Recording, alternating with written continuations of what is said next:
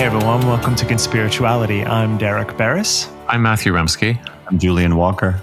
You can stay up to date with us on all of our social media channels, including Facebook, YouTube, where Julian has been posting a lot of great content lately, of course, Instagram, and Clubhouse, where I'm hosting a weekly Sunday gathering where we talk about the topics on the podcast each week. That is at 1 p.m. Pacific. And until we get our own Conspirituality room, you can find me at Derek Barris. And finally, we're on Patreon at patreon.com/conspirituality, where for as little as $5 a week, you can access our weekly Monday bonus episodes, as well as weekly content. I know the t-shirts and mugs will be printed soon because we're hitting that 3-month mark, and a lot of other goodies. Episode 36, Guru Jagat's Pandemic Brandwash. What happens when a charismatic yoga celebrity rises to prominence in LA's fashion and wellness scene, gets exposed as an inheritor of a notorious cult, and then gets sideswiped by a pandemic? Meet Katie Griggs, aka Guru Jagat, who instead of reassessing her channeled downloads from the charlatan rapist Yogi Bhajan and lending a hand to public health, has chosen to boost her online game with COVID contrarianism and by platforming David Icke. Our guests this week are Philip Deslippe and journalist Stacie Stukin. Philip's penetrating and bulletproof research into dodgy history of Kundalini Yoga and its criminal founder, Yogi Bhajan, shook the modern yoga world in 2012. Stacie's 2020 LA Magazine feature investigation into Kundalini corruption and abuse gathered decades of buried evidence. Together, they paint a lucid, non-sensationalized picture of how a high-demand religious group navigates new opportunities for manipulation. The larger picture is that COVID has been a challenge for the brick-and-mortar assets of cults, which, like every other business, rely on pedestrian traffic and the retail space of ritual conversion. But in other ways, COVID is the best thing that could have happened to cults. Kundalini Yoga was built on promising perfect health, the conversion of fear into love, and a golden age free from atheistic biotech. For people like Griggs and her ex-con mentor Harijiwan, COVID is an opportunity to hide dirty laundry and market the same empty promises with heightened panic and passion.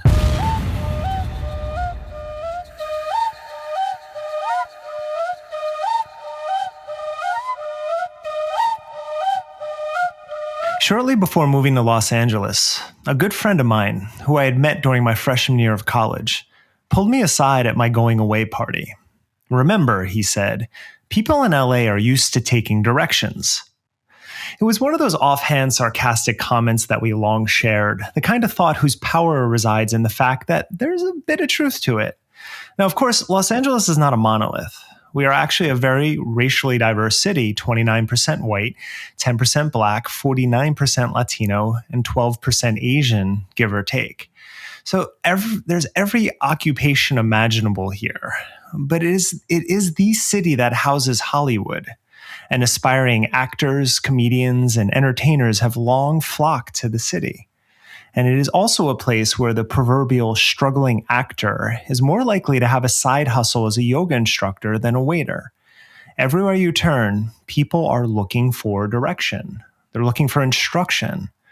And that sentiment has created a city filled with people ripe for exploitation by charismatic, and sometimes not even that charismatic, cult leaders. Now, I'm not sure anyone sets out to be a cult leader, but I'm certain that some people love adoration, and adoration is addictive. It's easy to get high on your own supply. And there are no greater means for getting high without substances than Kundalini Yoga.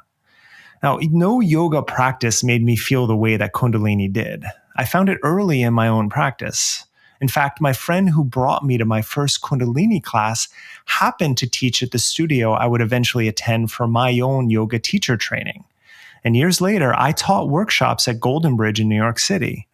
And personally, I like to flow much more than wave my arms in the air for an hour. And there aren't as many musical styles that I loathe as much as what I heard in Kundalini classes. But I get the power of the practice, and that too can be addictive. And so a few weeks ago, Matthew asked about Kundalini in Los Angeles, which has been a sort of mecca for this lifestyle. And while I cannot profess to understand the culture deeply, a number of my friends teach it here, and I know even more people who practice it. And two common threads are that a lot of actors and entertainers love the rigors of the practice, and it also appeals to former drug addicts. Now, there's this idea that's been explored by scholars like Wendy Doninger that the Kriyas, those cleansing exercises that comprise the Kundalini canon, were developed in India when supplies of soma, or psychedelic mushroom tea, became scarce. And I know that that's still up for debate, but it's pretty solid that there was some psychedelic juice going on in there. So when reading the literature, soma devotees were flying through the universe, and when the soma disappears in the texts, they continue to fly only through intense breathing exercises, using their physiology to provide the psychedelic experience that can no longer be achieved through external means. Now, again, it's only a theory, but there is something there, and we've seen it in other cultures outside of India as well. So it also makes sense that former drug addicts would seek out a practice that provides them with a similar form of euphoria. And that is not a criticism at all. My old friend, the deceased DJ Chebi Sabah, once told me while we were on tour together, everyone is addicted to something. Better yoga than crack. And he was being funny, but he's also, again, there's some truth there. There are fine lines between habits, dependence, and addiction. But the reality is we all create patterns and stick with them. And as we know from studies on patients with obsessive compulsive disorder, the only way to successfully stop addictive behavior is to replace the habit with another habit. Now, I'm not claiming that all Kundalini yogis begin their practice to overcome addiction, but compared to other forms of yoga, there's an outsized community there. And so, as with any emergent phenomenon, a perfect storm of factors combine to create the conditions for an ancient technology, which is the nonsensical phrase that Guru Jagat painted on the window of her Venice studio, to penetrate and blossom in a culture. Now, LA is really no different than other cities. It's only supersized. Everything Hollywood churns out is meant to reflect life, only an aspirational life that is impossible for all but a very few people. The spiritual practices that root in such a culture are going to reflect the culture that already exists. We like to pretend that spirituality transforms cultures, but at best it holds up a mirror, and that mirror will reflect back different things depending on the individual. So, and again, being completely honest, for some people, Kundalini is a deeply personal practice that has transformed their lives, and their mirror reflects that. But little in Los Angeles is done for the individual. There's not a beach or mountaintop here that hasn't been exploited by thousands of yoga postures riddled with product placement and Rumi quotes on Instagram. And so a yoga that purports to be extraordinarily spiritual, as in 3HO's white tantric practice pulled straight from prosperity theology and their annual summer solstice sadhana festival, it's a lot of S's, that includes conscious projection. I'm sure we'll get into a little bit of that with our discussion. It's wide open for spiritual abuse, as we're going to hear during this episode. And a city like Los Angeles, filled with aspirational seekers looking for direction, makes for a perfect ground zero for such cults to grow. Derek, what do you think specifically was so exhilarating about Kundalini Yoga for you when you first bumped into it? The effects on my nervous system. There was nothing that I did. I mean, when you wave your hands for an hour while you're chanting in a group environment, it's the adrenaline rush. I truly get it, because for hours afterwards, I would feel like I was buzzing. Do you think you're also, putting yourself into a kind of trance-induced altered state through all of that repetitive movement and breath, such that, you're just in a different place than you were when you started?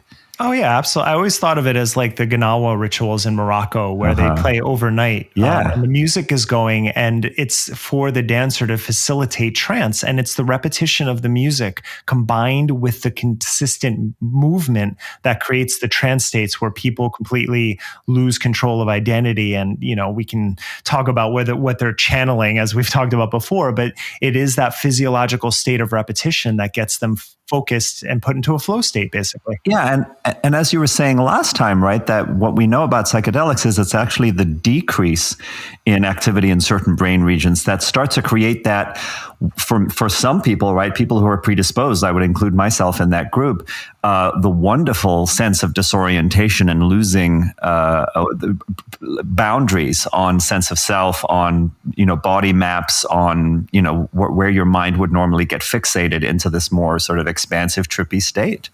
Was there also, Derek, a sense of contact high that you were sort of making, eye contact and emotional contact with the people around you, and that there was a feedback loop in the room?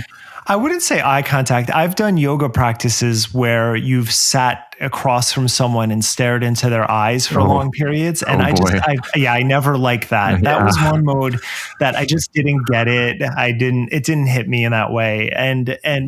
But being around people, one example too, is I used to DJ something called trance dances where everyone would be blindfolded, and I've taken them, I've been in them, and I've also DJ'd them. And there is something called, first of all, group flow, which I've mentioned before, which is people's, their brain waves synchronize, and it usually has to do with music and musicians performing together. This happens to, and it's a well-studied phenomenon. And it also happens in groups where everything syncs and you feel a part of that. So on that level, I definitely felt a part of people. And when you loosen the strictures of your ego, and you're able to not worry about what you look like, what you're wearing, all of those things, it's a very moving experience. Well, and this is what's so powerful about ecstatic dance. And these are the moments I know you relate, where as a DJ, you really feel like something is clicking, right? Where the whole room just goes into that entrained sort of place. But I wanted to come back to what you said about the, perhaps the origins in terms of the yogic history. I've seen both in Feuerstein, and then is it Philip Ott who wrote Persephone's Quest? Oh, okay. I feel like there's several reference points for this idea that that soma was coming from the Amanita muscaria mushroom, and that as the Aryan invaders came in, the people who were writing these yogic texts and engaging in these practices had to sort of move further south, away from the areas where the mushroom grew, and so had to experiment with other ways of getting high. Exactly. They moved away from the areas, and they also developed, this was the Harappan civilization. So they started moving into cities, whereas they were much more in the country. I mean, compared to our cities, it's much different, but yes, exactly. They were away from those areas. I wanted to bring up this anecdotal relationship between Kundalini yoga practice and communities and folks with addiction histories. I find that pretty interesting. The same thing is said about and within the Ashtanga yoga community. And sometimes it's said with a note of pride that, I've transitioned from an impure obsession to something that's, quite functional and it's adaptive. But I always wonder whether we are seeing a correlation between physical intensity in practice, the peak experiences that intensity generates, and addiction cycles themselves, that there seems to be like a wheel there that's rolling and rolling. First off, my feeling on addiction is if you're addicted to something that is harming you and harming your family and community, and you can move to something that's better, go for it. Like, I'm all for any sort of intervention that works. That's why, I'm big on psychedelic therapy, for example, that could help with that. I'm huge on that. But I have noticed in some people who I know who have been addicted, the momentum with which they embrace their new addiction can be equally debilitating in different ways. And is there a way, Matthew, in which perhaps we can see practices that do put people into powerful altered states and that can have can mimic other kinds of addictive processes, are then sort of very fertile ground for cultish manipulation? Well, my years in studying Ashtanga yoga and researching institutional abuse in it brought up this very common theme, which was that the intensity of the physical practice pretty much left everybody in pain all of the time, and that the only thing that actually relieved the pain, especially if they had, kind of a purity ideology around using painkillers, although painkillers were also used by many people, but if they didn't want to use painkillers, the thing that would take away the pain was the resumption of practice the next day, and so the confusion between pain and pleasure receptors in people's neurology became really embedded and kind of difficult to shake, and then that, of course, brings up a whole kind of spiritual narration that begins to understand pain as a transitional process, something that you have to get through, and also something that fades away because you're doing more practice. And so when we get to a book like Guruji, which is a series of interviews compiled by Eddie Stern and Guy Donahue of senior students of Patabi Joyce, a question that Guy Donahue asks every single one of the 30-odd senior students is, how did you deal with the pain? And most of them, and this is a book that's kind of like a study Bible for people in this community, and most of them, give very metaphysical answers. The pain, one guy says the pain, tore me from limb to limb. It made me feel like I was reorganizing my entire identity, and I just had to push through it. And it's a prerequisite for becoming a temple of God. And so, yeah, there was a way of experiencing it, tolerating it, and then spiritualizing it. Yeah, sacralizing it. And so if you have this, it just strikes me that if you have this sacralized relationship to pain as a kind of initiatory purification ritual, then when you first experience the pain of beginning to enter the familiar ritual of practice and the endorphins get released, then there's this period in which you feel like you've transcended the pain because you're in your kind of true abode. Absolutely. And then later on, when that fades and the cartilage that you're damaging, just to speculate, starts to really give your brain its messages, then you feel terrible again. And the only answer is to go back to the mat. Right. Now, I do want to clarify that I haven't heard Kundalini yoga practitioners discuss pain from practice so much as I've heard them discuss exhaustion, debilitation from dietary changes, the fact that, they are often, getting up at 3 or 4 o'clock in the morning to do hours and hours of chanting. And so they're underslept for years at a time. And that eventually is very taxing. And of course, I think that the same rhythm would probably apply, that the thing that makes you feel better from being radically underslept for years is getting up at 4 a.m. and chanting your ass off. One word I would never associate with Kundalini that I do always associate with when I practiced Ashtanga was crank, because teachers would crank my body into positions in Ashtanga. Whereas Kundalini, the teachers, I've never been in a class where they do adjustments at all. So it's not really about form in any capacity. But just to finish up on pain, I'm reading Rebuilding Milo, which is a physical therapy book right now by Aaron Hershog. He runs the Squat University Instagram feed, which is one of my 2 favorite feeds. And he brings up the point of that pain, when you injure yourself, then you're just more susceptible to any insult or pain. Your pain receptors are going to be on high, so you're even more ready to be what usually wouldn't hurt you could hurt you. And he also, the whole book is about physical pain, but the reality is there's, Joey mentioned brain receptors. Pain is pain. If you take Advil, you can actually help your emotional problems. There's been studies showing that. So pain is a condition that cuts across mental, emotional, and physical. And what Hershog keeps pointing out is that there are all these things we do to relieve pain at the moment. But if you never address the root cause of what's called the poor movement patterns, or maybe the poor lifestyle patterns, if we're extrapolating from that, and address those, then the pain will never really go away. And so we have to wonder about some of these things when we talk about addiction or what we're trying to get away from. Are we addressing the root cause, the addictive cycle that would cause you to chase out something or chase something, to do it a lot of times repetitiously, or are you just managing it and kind of pushing the root cause to the back. And I think that's something that can only be answered individual to individual, but it's an important question.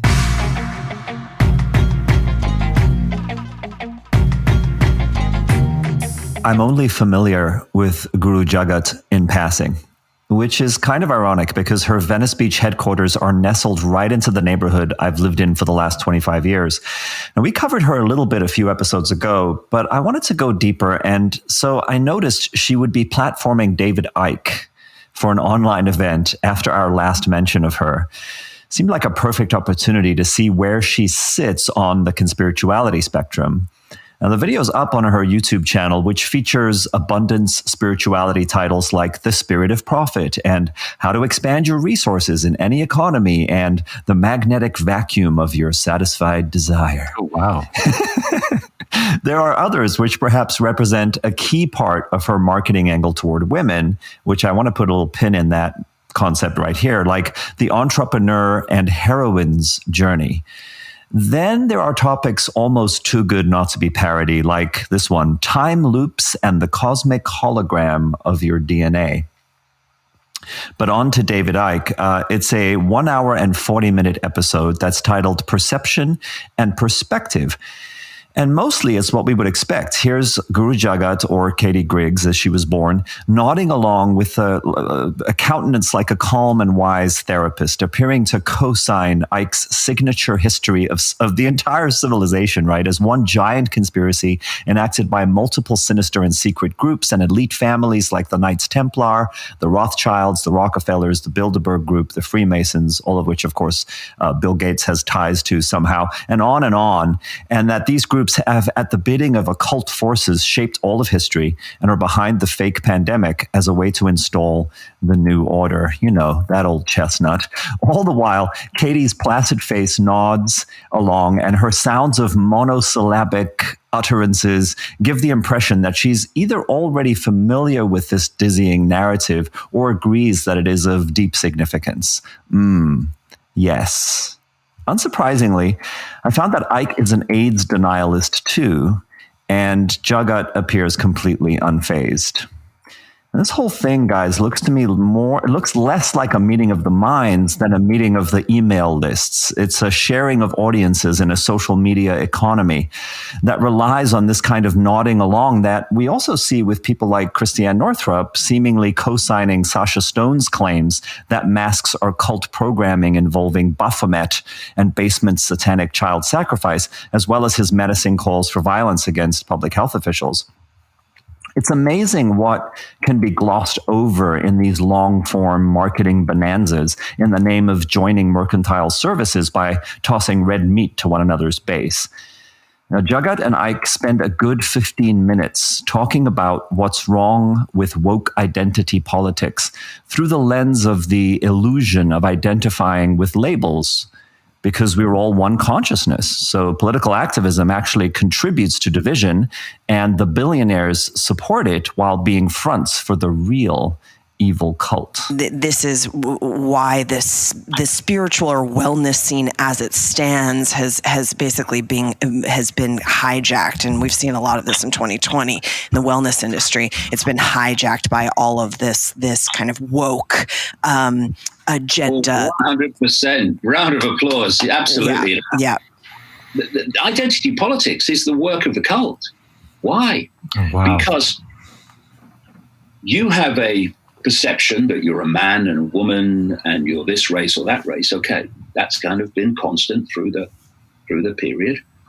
But now those original labels are being broken down and subdivided into minutiae of detail. That's why this series of letters, LBGT, blah, blah, blah, blah, is getting longer and longer and longer. As people seek to self-define themselves with smaller and smaller, more defined labels. And the reason that they are confusing gender is because this is a process, a stepping stone, totalitarian tiptoe, I call it, from confusing gender to fusing gender in the no gender human. And if they're just from the kind of yogic science background, if you're messing around with people's hormones and biology and their genetic material, then part of what creates a sovereign thought and pineal gland secretion and all the kind of biochemistry of being a sovereign human is your hormonal and neural kind of cascade. So it would make sense that the bioweapon is going after the natural cascade of the neural hormonal kind of interplay. Yeah, and it's interesting you mentioned there the pineal gland. These people, they know what the pineal gland does. And the last thing they want us to do is to get out there in any way, into the great beyond. They want to isolate us in this 5 sense reality, this 5 sense prison. People have, and me included, have been pointing out the effects of fluoride in the drinking water. Oh yeah, well, it's to protect teeth. Well, it's not. It's not. Fluoride calcifies the pineal gland. So I want to talk about perceptual, battles, because that's basically what we're in. What's your thought on the parallel time kind of experience? Because there's chronology and then there's quantum verticality. Got to get some of that quantum verticality going, guys. Oh, is that where we're ending? Okay, thank God. All right, so wow, I didn't listen to this clip before Julian gave it to me, and that was even more batshit than I expected. Right. So there's such a gish gallop and flurry of stuff, but a couple of things that I just want to point out is that it's really convenient to talk about the hijacking of wellness and yoga through the woke agenda in the same year that this person's guru basically gets canceled by a Me Too movement. So that's right there in the background. It's hovering around. Also, the anti-trans rhetoric around degendering or moving towards the non-gendered person gets right into the wheelhouse of Kundalini Yoga's gender essentialism, and Bhajan's own absolute fascination with who men are and what they're supposed to do, or what he's supposed to do, and who women are and what women are supposed to do. So there's a super conservative, regressive sexual politics that is it's laid the bedrock for David Icke just coming on and seeming to make sense on her show. Yeah, and then the second layer of hijacking, which is what we cover on this podcast, right? So she's saying it's been hijacked by woke, and actually she's an exemplar of how it's been hijacked by conspirituality. Right. I also didn't realize until you pointed this clip out, this whole video, I didn't realize what a spiritualist part of the conspiritualist icon Icke actually is. I didn't realize that when I heard him say, they, the Illuminati, the Cabal, want to prevent us from getting out into the great beyond. I guess I hadn't really associated him with the same kind of metaphysical exaggerations that we would hear from somebody like Yogi Bhajan or another yoga leader. Yeah, I was struck by how calm and sort of measured he is in talking such absolute far-fetched bullshit. Right. But if you're aware of David Icke, he came along in the 90s in England after having been a football player and did the whole talk show circuit. For some reason, they decided to platform him back then, saying that he had realized that he was actually Jesus Christ. Oh, okay. And that's how he started. And so he was immediately a laughingstock, but also gained a whole bunch of followers. And since then, he's released, I think, a total of 8 or 9 books step by step unfolding this big conspiracy narrative. But at the heart of it is this idea that the dark cabal wants to stop you from realizing your true spiritual nature, for sure. Why is it always Jesus? Can't they pick someone else? Like across the board, it's always Jesus. I want to point out, though, in this thread, too, with the same LGBTQ comments, though, I did watch part of the video, not what you sampled, because I couldn't. Thank you for doing an hour and 40 minutes. I would never. But like, I happened to scrub to a part where he was talking the same bullshit about Black Lives Matter. And the whole, like, this is, we are only in this body for a short period, and this and bullshit nonsense. And that, BLM was funded by billionaires without any proof, of course. I don't know where that came from, but it's funded to purposefully divide us. And the level of privilege that it takes to be able to say such things and be serious about it.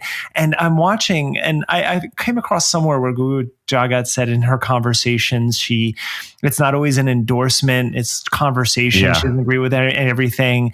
But the problem with that is she's just sitting there shaking her head and like, yes, as he's saying this about BLM, and it just blows my mind. Oh yeah, she's affirming and validating everything. And during that BLM discussion that you're pointing out, he also has this moment, to your point, where he says people act like it's such a big deal. It's going to take so much work to overcome things like racism, but it's not a big deal. You can just overcome it by shifting your consciousness in an instant and realizing that it doesn't matter if you're black or if you're white. It's like, dude. Yes. And you only need Jared Kushner to come in and solve it. That's all we really need. So let me just continue here a little bit, guys, because what I noticed is that right after the clip that I played you, edited directly into the video. So this is not a random ad that just is running per the YouTube algorithm. This is edited into the video. There's an ad then from Guru Jagat about something that's happening right now called Camp Grace. And then the subtitle is Women, spelt with an X. So feminist intersectionalist kind of reference point there. Women, Sound, and Time. That's happening Wednesday through Saturday this week. As I looked into that more deeply, I found it's an in-person group event happening in Quarantine Lacs, Florida. The blurb is, go deep into the esoteric and practical applications of sound with a supreme intention of heightened balance, healing, and dream weaving. Now, that sounds a lot to me like chanting, a lot of chanting, and I see no mention of masks. Plenty of implication in the promo materials that people will be traveling to attend, like here's the nearest airport for you.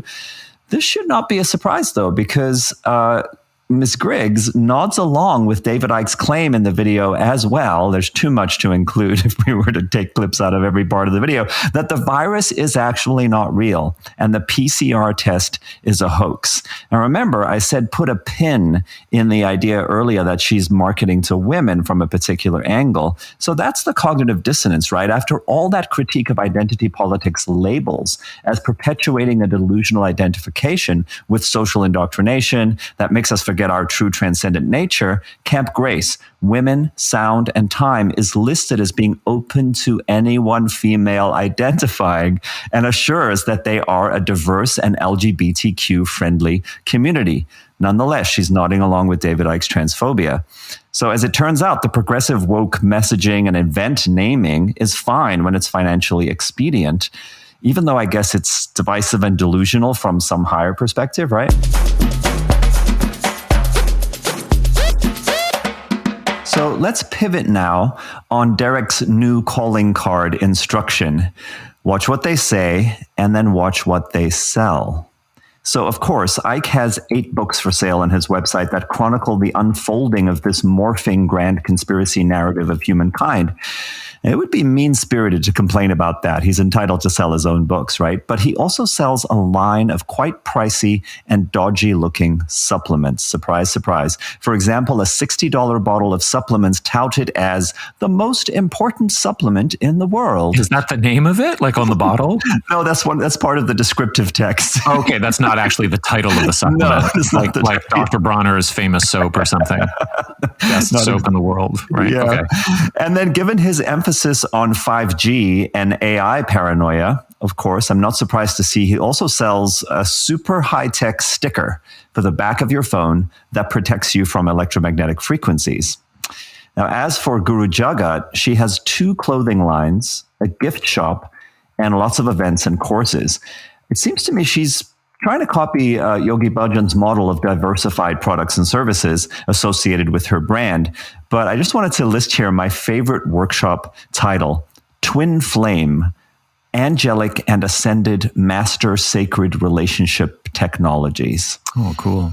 Yeah. What's the twin there? Is this combining 2 technologies? So there's angelic sacred relationship technologies and then ascended masters, and they're twinning and flaming together? That's fun, but I think it's more a partner, a soulmate kind of workshop. Lots of staring, lots of gazing. Okay. Oh, yes. Right. Ancient technology is one of those things that people make it seem like it sounds smart, and you're just a douchebag if you're saying No, it. wait a minute. This is sacred. There's no ancient there. This is angelic. But as I've mentioned in an early episode, I used to go to this vegan ice cream shop that was next to almost a part of her studio there, and it was just in bright letters was ancient technology spray painted outside, and I didn't know who she was then. I just remember it, and I was always like, this makes no sense. It's not a technology if it's ancient. Like it's just it's such a stupid branding technique. Derek mentioned this, Julian, but Griggs was actually quoted in Wired just today in an article that dropped. And she says, "My job is to help people to find freedom of thought. I have a talk show and I interview people. It doesn't mean I agree with them," unquote. So, yeah, what do you think? Is this the typical walk back of, kind of the social media age where I don't necessarily endorse what I'm posting? I'm not actually a publishing platform. I just facilitate space. It just sounds to me like a dodge, some kind of plausible deniability. It's not a talk show. She's, if you look through the list of her videos, it's people that she's aligned with. I think of it much more, as I said, of a kind of meeting of the email lists where we're sharing audiences and we're co-signing one another's ideas. She doesn't necessarily have to take him to task and challenge everything he says. But if it was a talk show, there'd be a little more discussion and a little less profound kind of calm-faced nodding, as far as I'm concerned. Well, she's not an investigative journalist like Mickey Willis, so what do we expect? Well, that's true, yeah.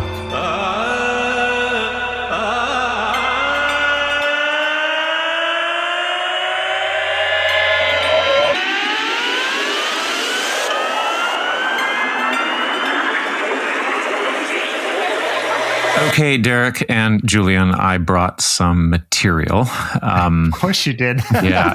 So I'll just start a little bit personally. In the early 90s, I actually lived on the same Toronto street where in 1967, Yogi Bhajan set up his first North American ashram type house. So it all started on the beautiful tree-lined Palmerston Avenue on the western edge of University of Toronto's rental stock.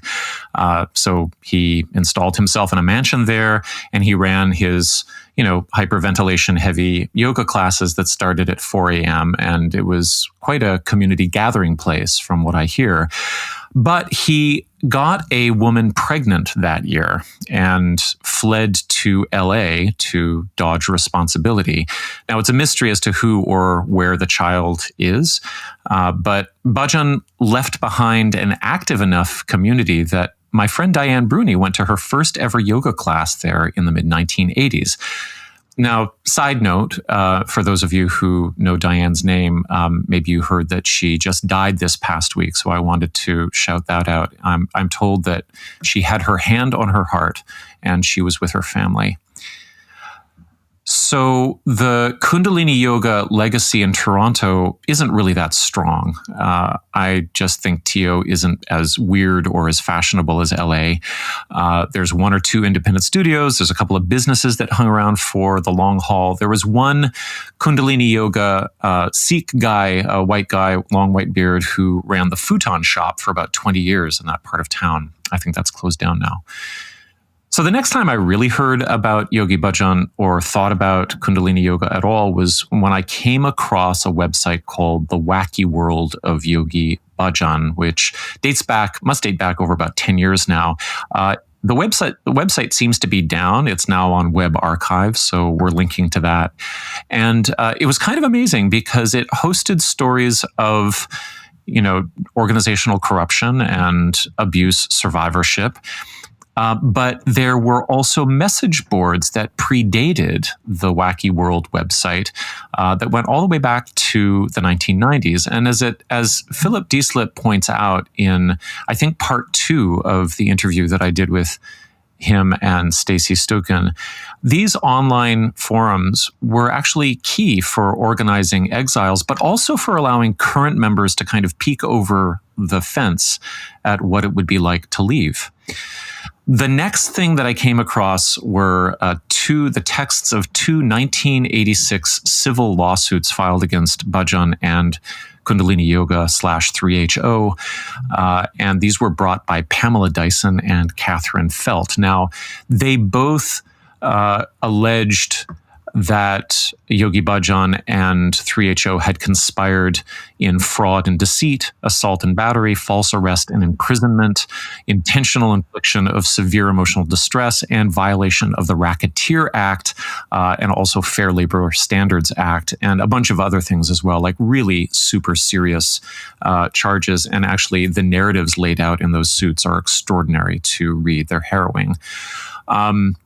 And Catherine Felt, I read her lawsuit first, but Pamela Dyson's lawsuit actually factors into our present conversation because she's the former secretary of Yogi Bhajan.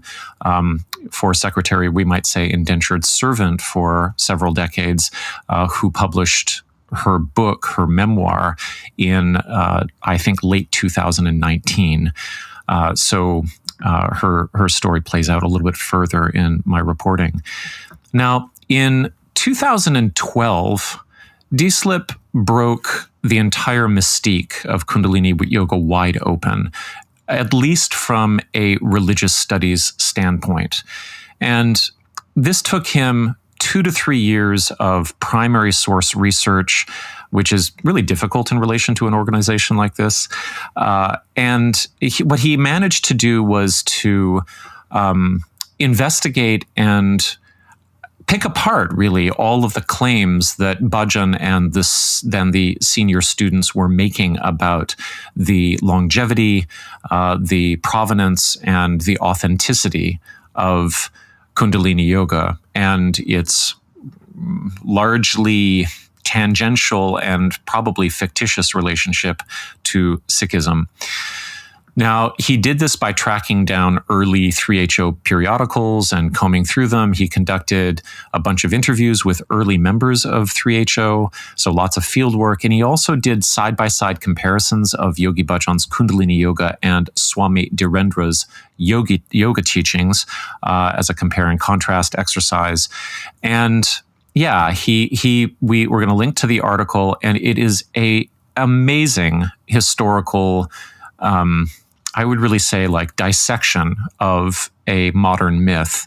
And it is so bulletproof, it is so even-keeled, it's so respectful as well of the people who are engaged with it, that I think it did an amazing kind of opening the door towards understanding the culture in other ways as well, understanding the interpersonal nature of Kundalini culture. And I just want to say that his essay came out 2 years after Mark Singleton's book, Yoga Body, came out, which did the same type of work on demystifying the origins of modern postural yoga in general. So what Singleton showed was that far from being a continuous or coherent spiritual practice dating back to the Middle Ages, which is how the early modernizers of modern yoga came out of India, speaking about it as that really what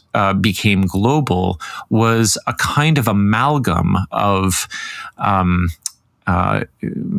remembered medieval ideas around postural health and exercise, influenced very heavily by the national physical culture programs of the colonial powers that were obviously influencing the educational system in India at that time.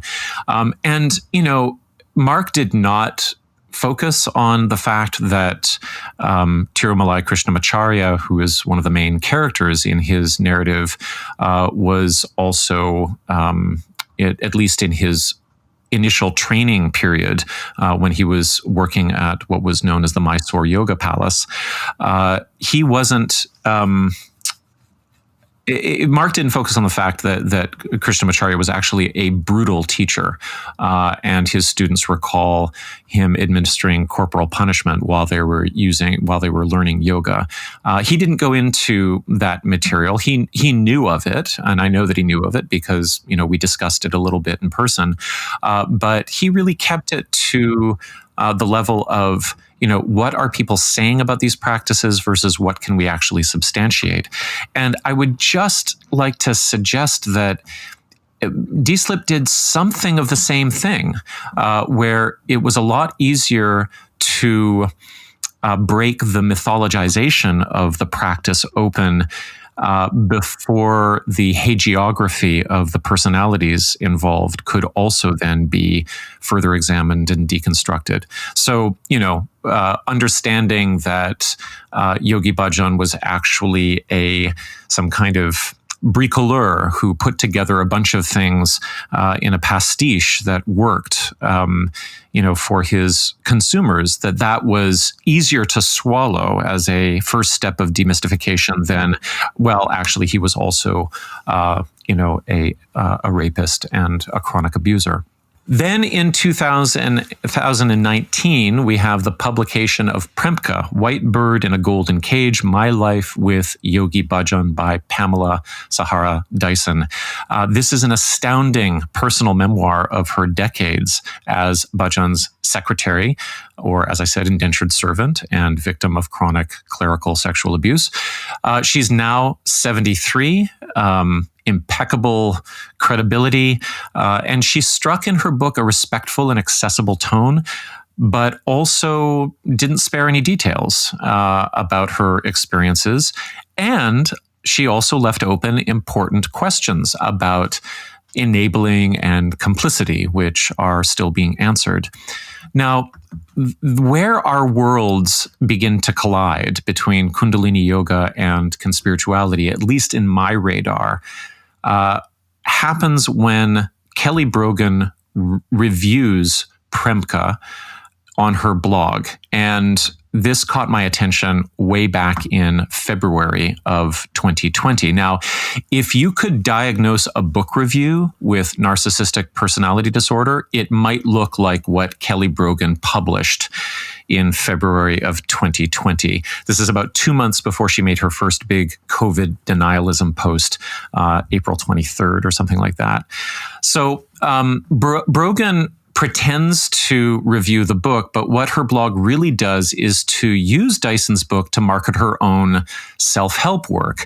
And it's right there in the blog title. So Kelly Brogan's blog is called Yogi Bhajan and the Kundalini Community, Premka's Own Yourself Journey. Now, Own Yourself is the title of Brogan's book. And so her review leverages Premka's abuse testimony and an institutional abuse crisis that's actually tearing a global community apart to wave her own self-help book in the reader's face. And it does so with this, I would say, almost perfect iteration of a popular blogsploitation formula, which is to open with a personal detail to create intimacy. So she tells a little bit of her personal story, and then to make broad brush statements to clearly establish brand messaging, and then build it all on the back of a prominent story in order to game the algorithm. And here's what we learn from Brogan's review, that Dyson's book is a, quote, scandalous expose, unquote.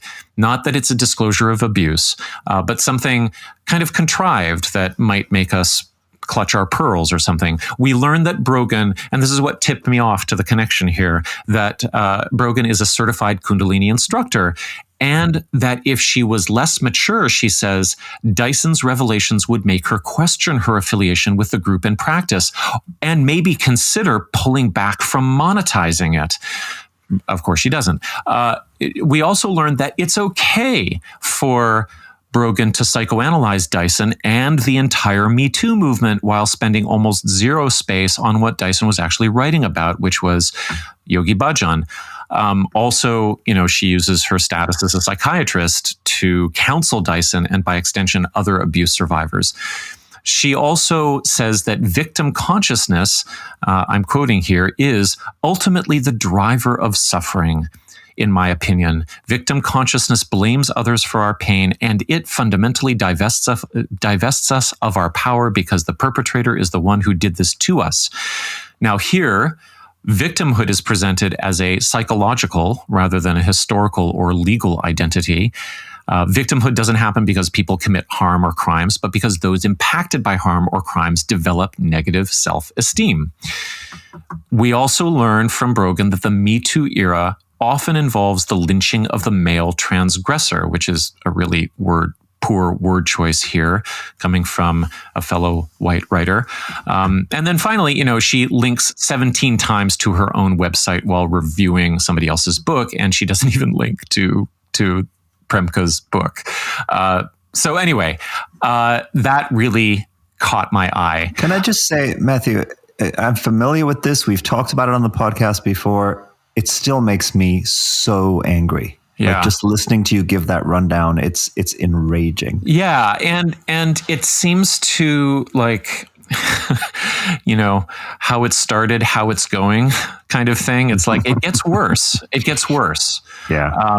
Especially because if you keep this all on record, you can kind of see how the building blocks are all in place for a kind of endless escalation of, abuse denialism, the denial of, the need for social justice, the claim that asking for accountability from, a cult leader and their followers is some example of cancel culture or wokeism run amok.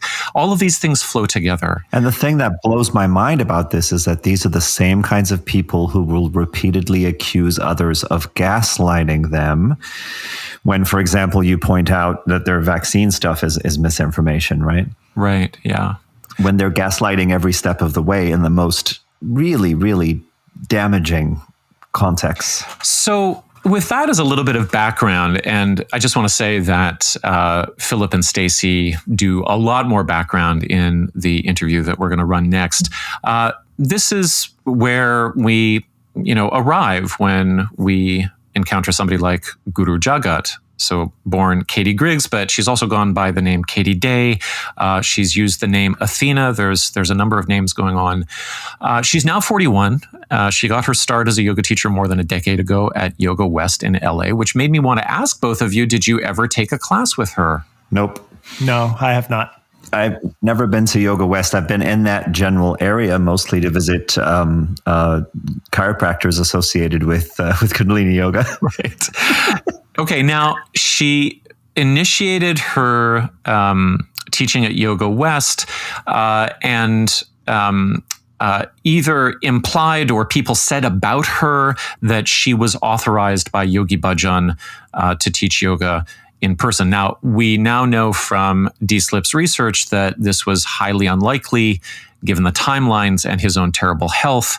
And then she was just cited in a Business of Fashion article that dropped this week as actually coming out and saying that she never met him.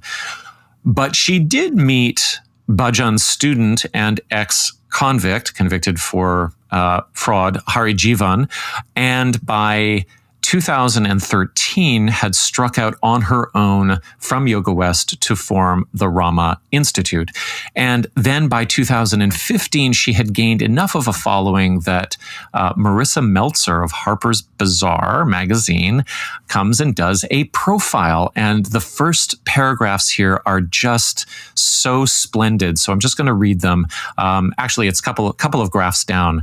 Guru Jagat, the 37-year-old owner of the studio, author of the just-released Invincible Living by Harper Elixir, and Kundalini Yoga's first crossover star, Kate Hudson, Goldie Hawn, and Alicia Keys are all devotees who pop up on Guru Jagat's social media, makes her way to the front of the studio and takes her seat on a small stage.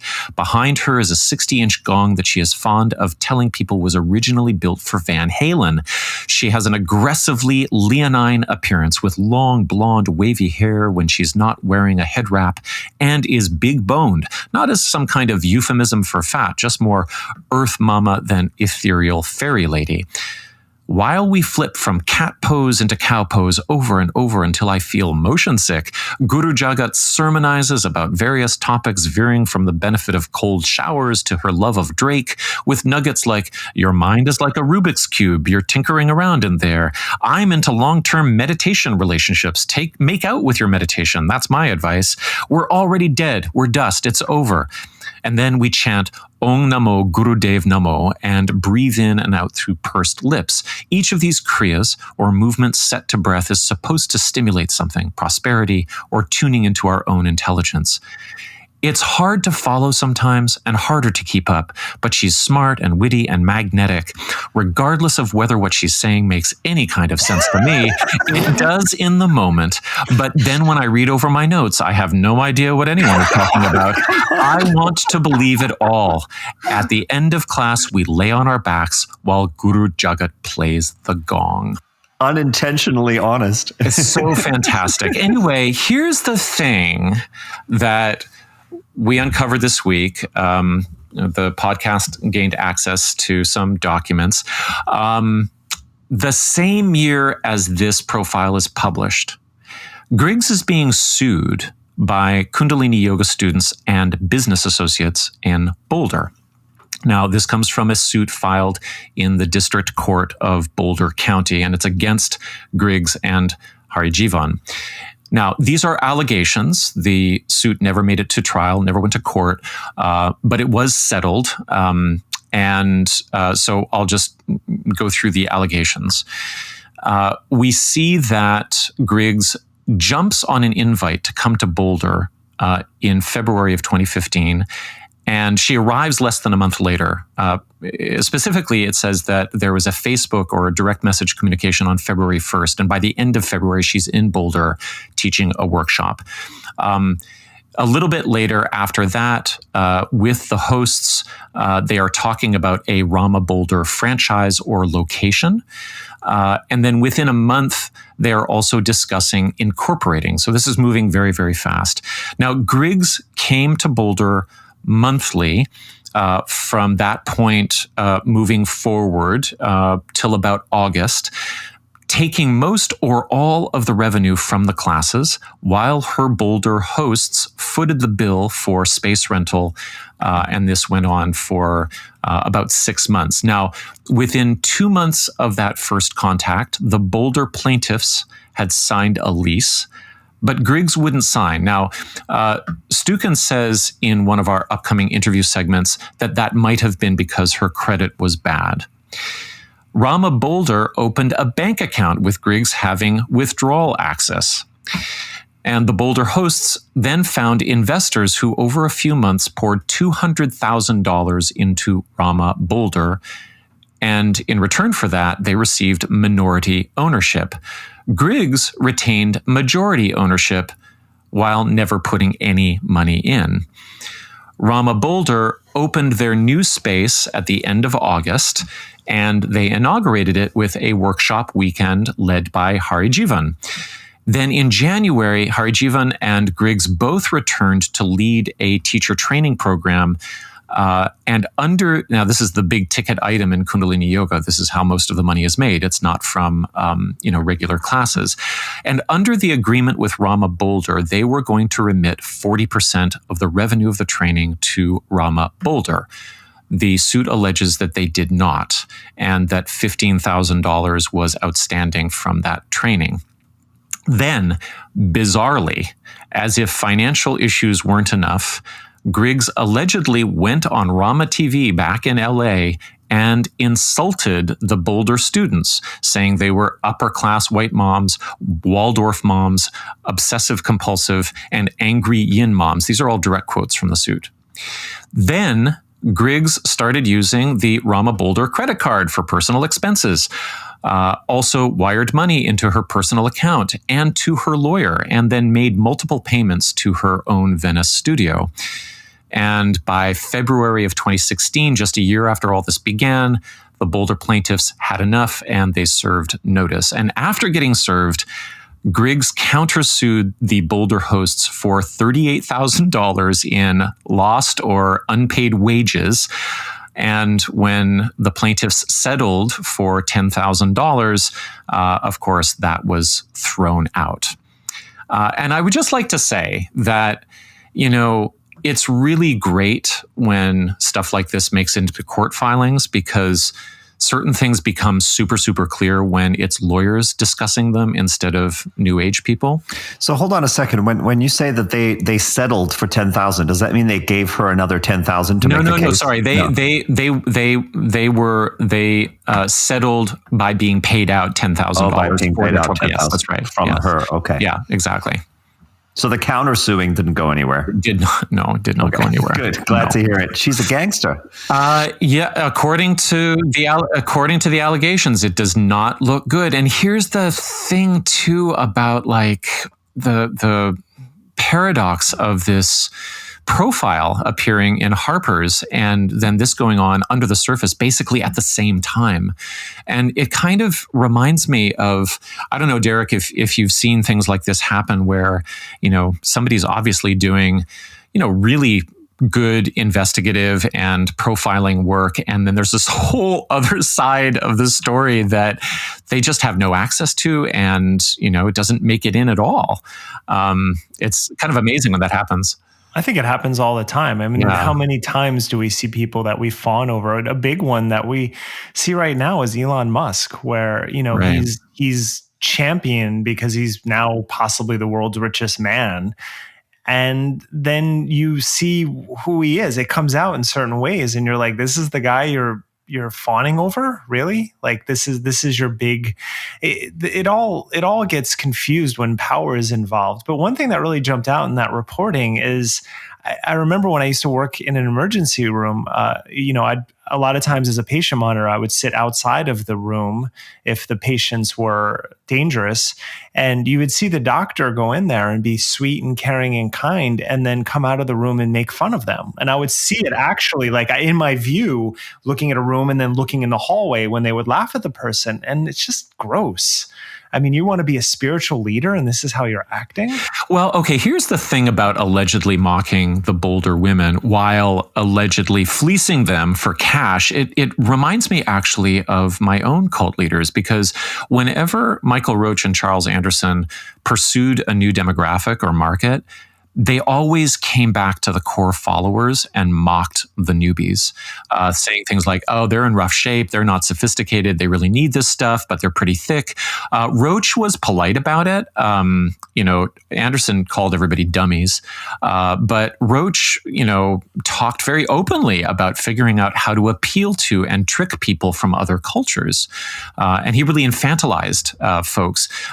He would say that the Chinese and Russians were greedy, so his prosperity gospel stuff should go over well there. So real sort of Trojan horse stuff. And I think one of the things that this does is that it shores up the feelings of specialness in the inner core of the group. And it also kind of allays fears that the leader is moving on or spreading themselves too thin or not going to pay attention to them or that they're betraying them.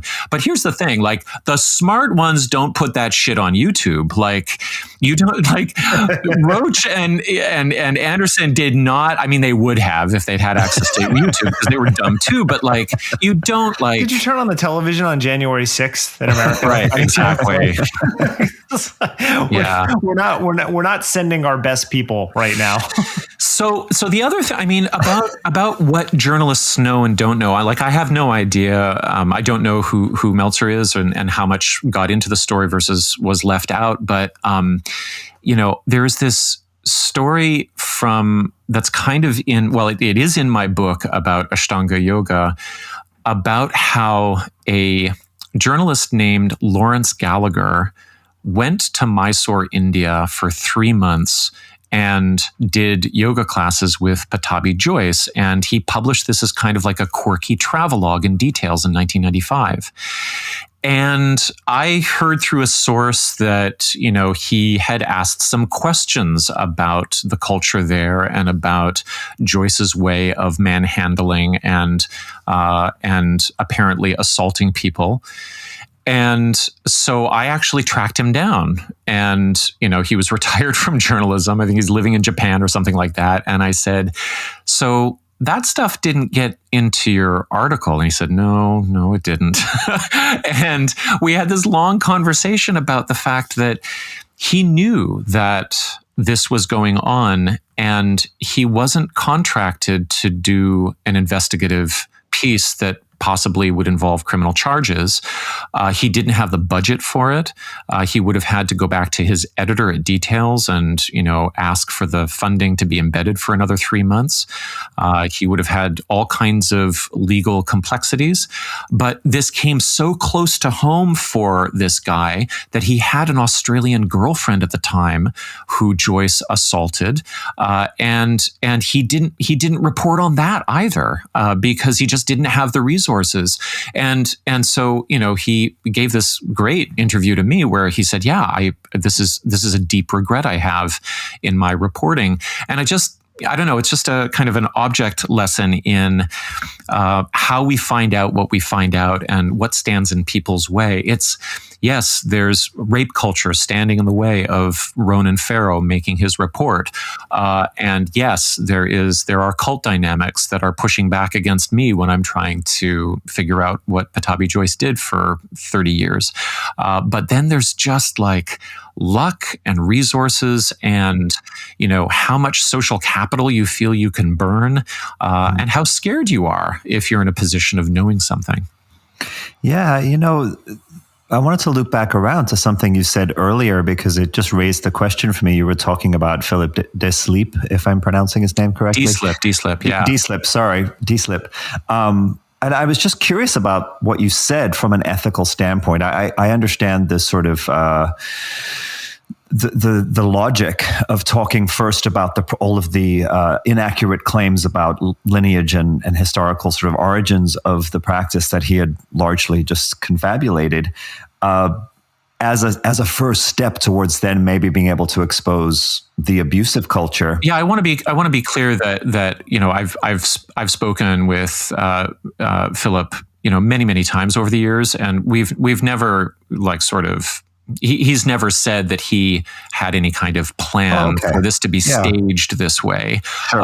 I think that what happened, and maybe I'll ask him or he'll respond when he hears this. I think that what happened was that he had a particular remit within the history of religions and a kind of discipline that he was going to apply to the primary sources, and that the field work that would have gotten into, were there criminal activities going on, that was not going to be part of the disciplinary, scope.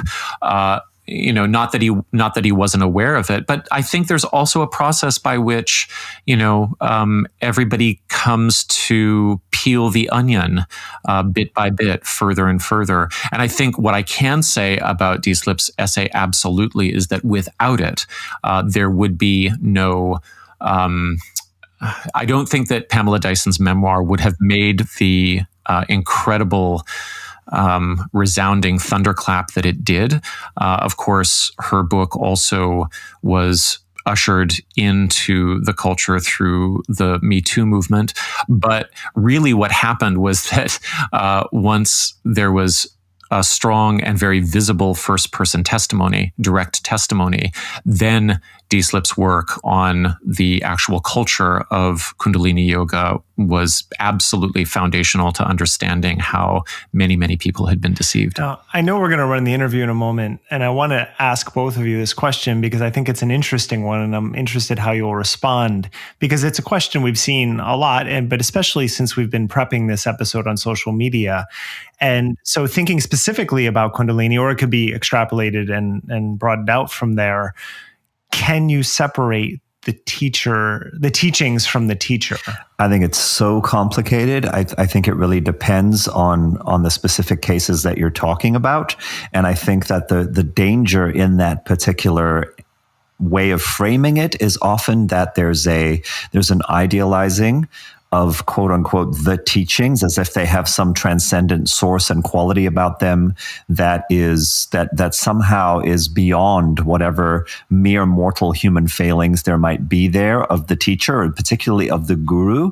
And Right. I think it often is a way of sidestepping the truth. It's very often I hear it in concert with this notion that, oh no, it was just the students who projected some idea of, perfection or superhuman abilities or, super specialness onto the guru. This is actually a good reminder not to do that and know that the teachings are primary, or your own internal guru is primary, or something like that. I feel like it's usually a way of covering over the interconnectedness between those two things, especially in a tradition where the teacher is, such a central figure in terms of being the originator of the practice. Well, yeah. And I mean, every modern yoga group that we would ask this question about would have a kind of different presentation of this kind of problem.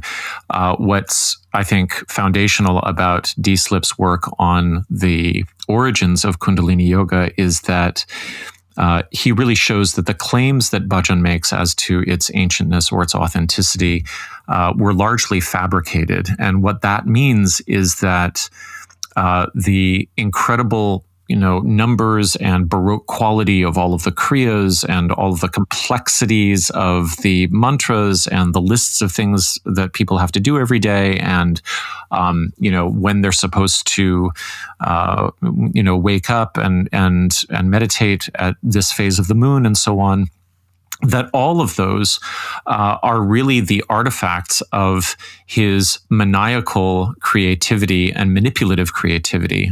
He was always giving people things to do and really overwhelming people with things to do.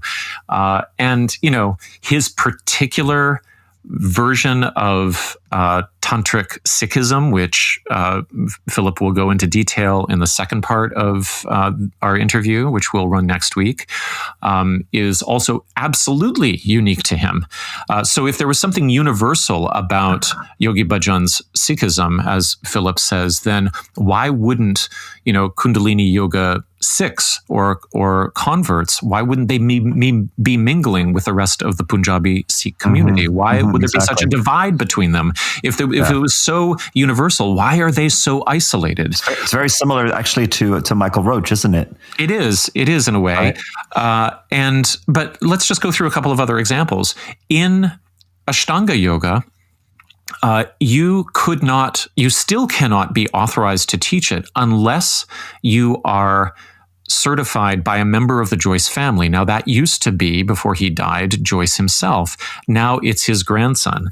What that actually means is that you have to go to Mysore an indeterminate number of times. It's never really clear. There's kind of like a mystical lottery about it. And you have to be adjusted by members of the family. They have to lay their hands on you. It's almost like a de facto Shaktipat, right? There's a ritual transmission that's not really described that way, but that's the way, in effect, it works. And so, of course, with Joyce, the irony there is that when he's putting his hands on people, he's also physically and sexually assaulting them. So the way in which the person literally gets authorized is collapsed into the abuse of the system.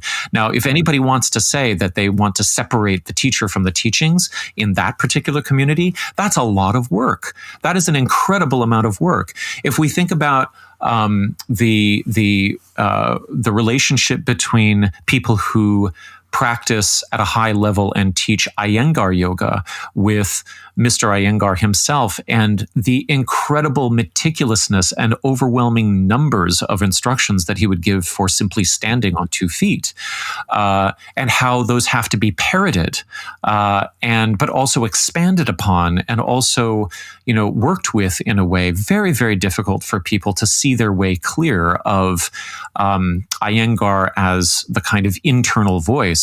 And then even more embedded is the internal voice of Bikram Choudhury. In Bikram Yoga, you cannot teach Bikram Yoga without memorizing his verbatim script for instructing the class. Like you go to an 8-week, hot training and hazing experience in which he verbally and perhaps sexually abuses you. And the main thing that you have to do while doing practices and staying up all night watching Bollywood films with him is you have to memorize his practice script. And then you have to, and you're not teaching Bikram yoga unless you're saying his exact words, which he wrote down or maybe recorded in 1977 or whatever it was. And so who's going to separate Bikram yoga from Bikram Chowdhury? I think I think the way out for people who are earnest and who have benefited from practices like this is to recognize that the goodness that they attained through them, the benefits, are as much a reflection of what they brought into those rooms as they are a reflection of what these leaders taught or what their communities maintained over the years. And so my answer to people is that if they have derived benefit from cultures of abuse, maybe because they haven't been in contact with abusers within that culture, then that benefit is really, it's the reflection of their own creativity, their own working with a given set of postures or breathing techniques or visualizations that is reflective of their own growth. And there's nothing wrong with that, but trying to preserve the brand, very, very difficult. Yeah, it kind of goes to the heart of the matter for me of something I'm always interested in, which is the gap between the benefits or the positive experiences or, the healing or whatever the things are that people really value about certain practices or modalities and the claim or the assumption that stuff came from specific, claims and aspects of the practice or modality that have turned out not to be true. If once you start to see that, if you start to see that the group you were involved in was actually a toxic cult and its figurehead was an abuser, then separating out the benefits that you experienced from all of that now revealed toxicity seems to me, it seems to entail owning and recognizing, as you just said so beautifully, that the benefits and the positive experiences that you had come from somewhere else, and therefore they're available actually in a non-corrupted form through something else that you can then explore. Yeah, and what are those things? They might be friendship, they might be novelty, they might be embarking on a project with like-minded individuals. Those are all things that happen within cults, and they can happen outside of them as well. And I think there's a real problem with misattribution, that people will say, oh, well, it was Kundalini and the Kriyas that changed my life. And I'm like, probably you also changed your, your I don't know, sleeping and waking cycle. You probably also had a change of scene. You might have moved. You were hanging out with different people. There were a lot of things that changed during that time. And I don't think it's fair to say that, Yogi Bhajan, who was fond of quoting Hitler while he was teaching yoga, is the source of goodness in your life. That's just not fair to you, right? It's you. You did something interesting here, and you bought the cult's marketing, that they sold it to you, that they were responsible for it, and maybe you're responsible for it.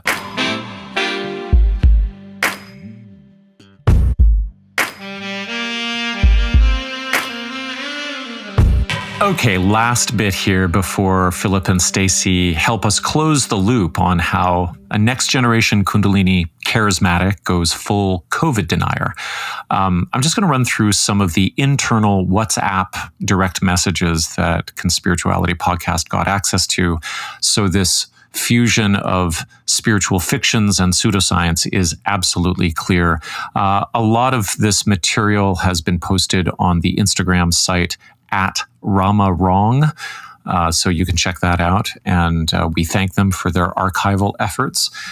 So here's the timeline. These are from WhatsApp direct messages. On April 2nd, we see Griggs asking an employee to, quote, share the research that virus are not real and deaf, not contagious, all in caps, unquote.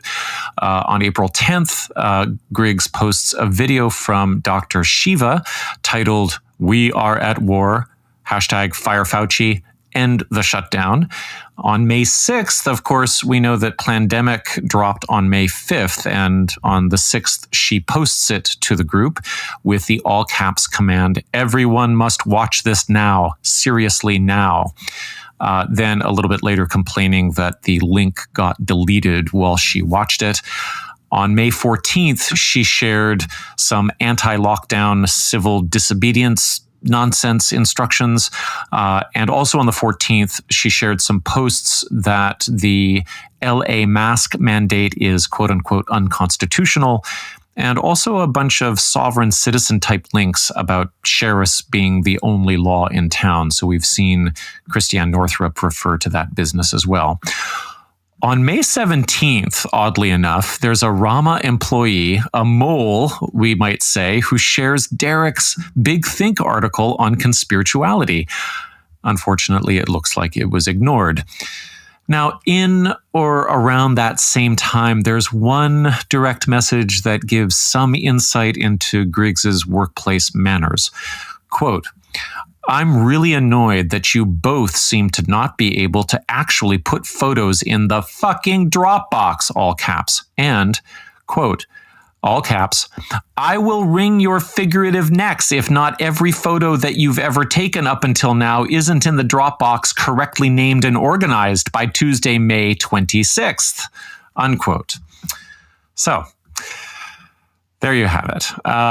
And lastly, a quote from the Business of Fashion article on the online income situation of Rama since the pandemic began. This is an article by Lauren Sherman. Quote, "Little did the organizers behind Rama know that this meeting at their Lower East Side location would be one of their last major in-person events before the onset of the COVID-19 pandemic. At the time, Guru Jagat, whose given name is Katie Day, according to reports, projected that the business would generate $5 million a year from in-person retreats and a live streaming service, but also from retail in the group centers and e-commerce site where it sells spiritual tchotchkes, as well as multiple apparel lines, which range from upscale dresses to athleisure described as meditative streetwear. Many of those plans went awry, but Rama's streaming service took off. Its site now attracts 2 million unique visits a month, 20,000 of whom pay at least $19 a month to access a video library, not to mention additional fees for access to video of one-off sessions that took place throughout the year," unquote. Now, if the math is to be believed, if this is not self-reported income from Rama, I don't know exactly how Sherman got these numbers, but they would suggest that Rama is pulling in a cool $380,000 per month in the COVID era.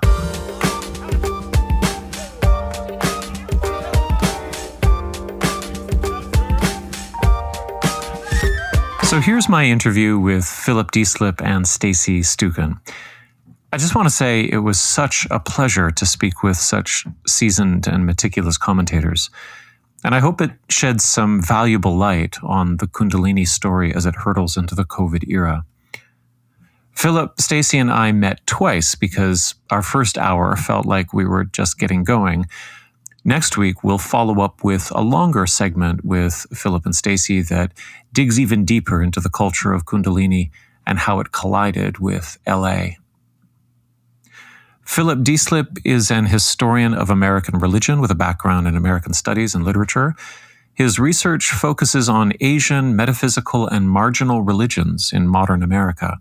He's currently a doctoral candidate in the Department of Religious Studies at UC Santa Barbara and writing his dissertation on the early history of yoga in the United States from the mid-19th to the mid-20th century. He was a member of 3HO, and he practiced and taught Kundalini Yoga for about 12 years before leaving. Stacie Stukin is an arts and culture writer born and raised in LA. She's written about travel, design, women's health, and food for publications like the New York Times, the Los Angeles Times, National Geographic, Architectural Digest, W Magazine, Lucky Peach, and of course, LA Magazine. And the article that we're going to be talking about was published there. She's also co-written a book about hand sewing, quilting, and embroidery in Alabama, and an essay called The Cassoulet Saved Our Marriage, True Tales of Food, Family, and How We Learned to Eat, which paid homage to her mother and Jewish cooking.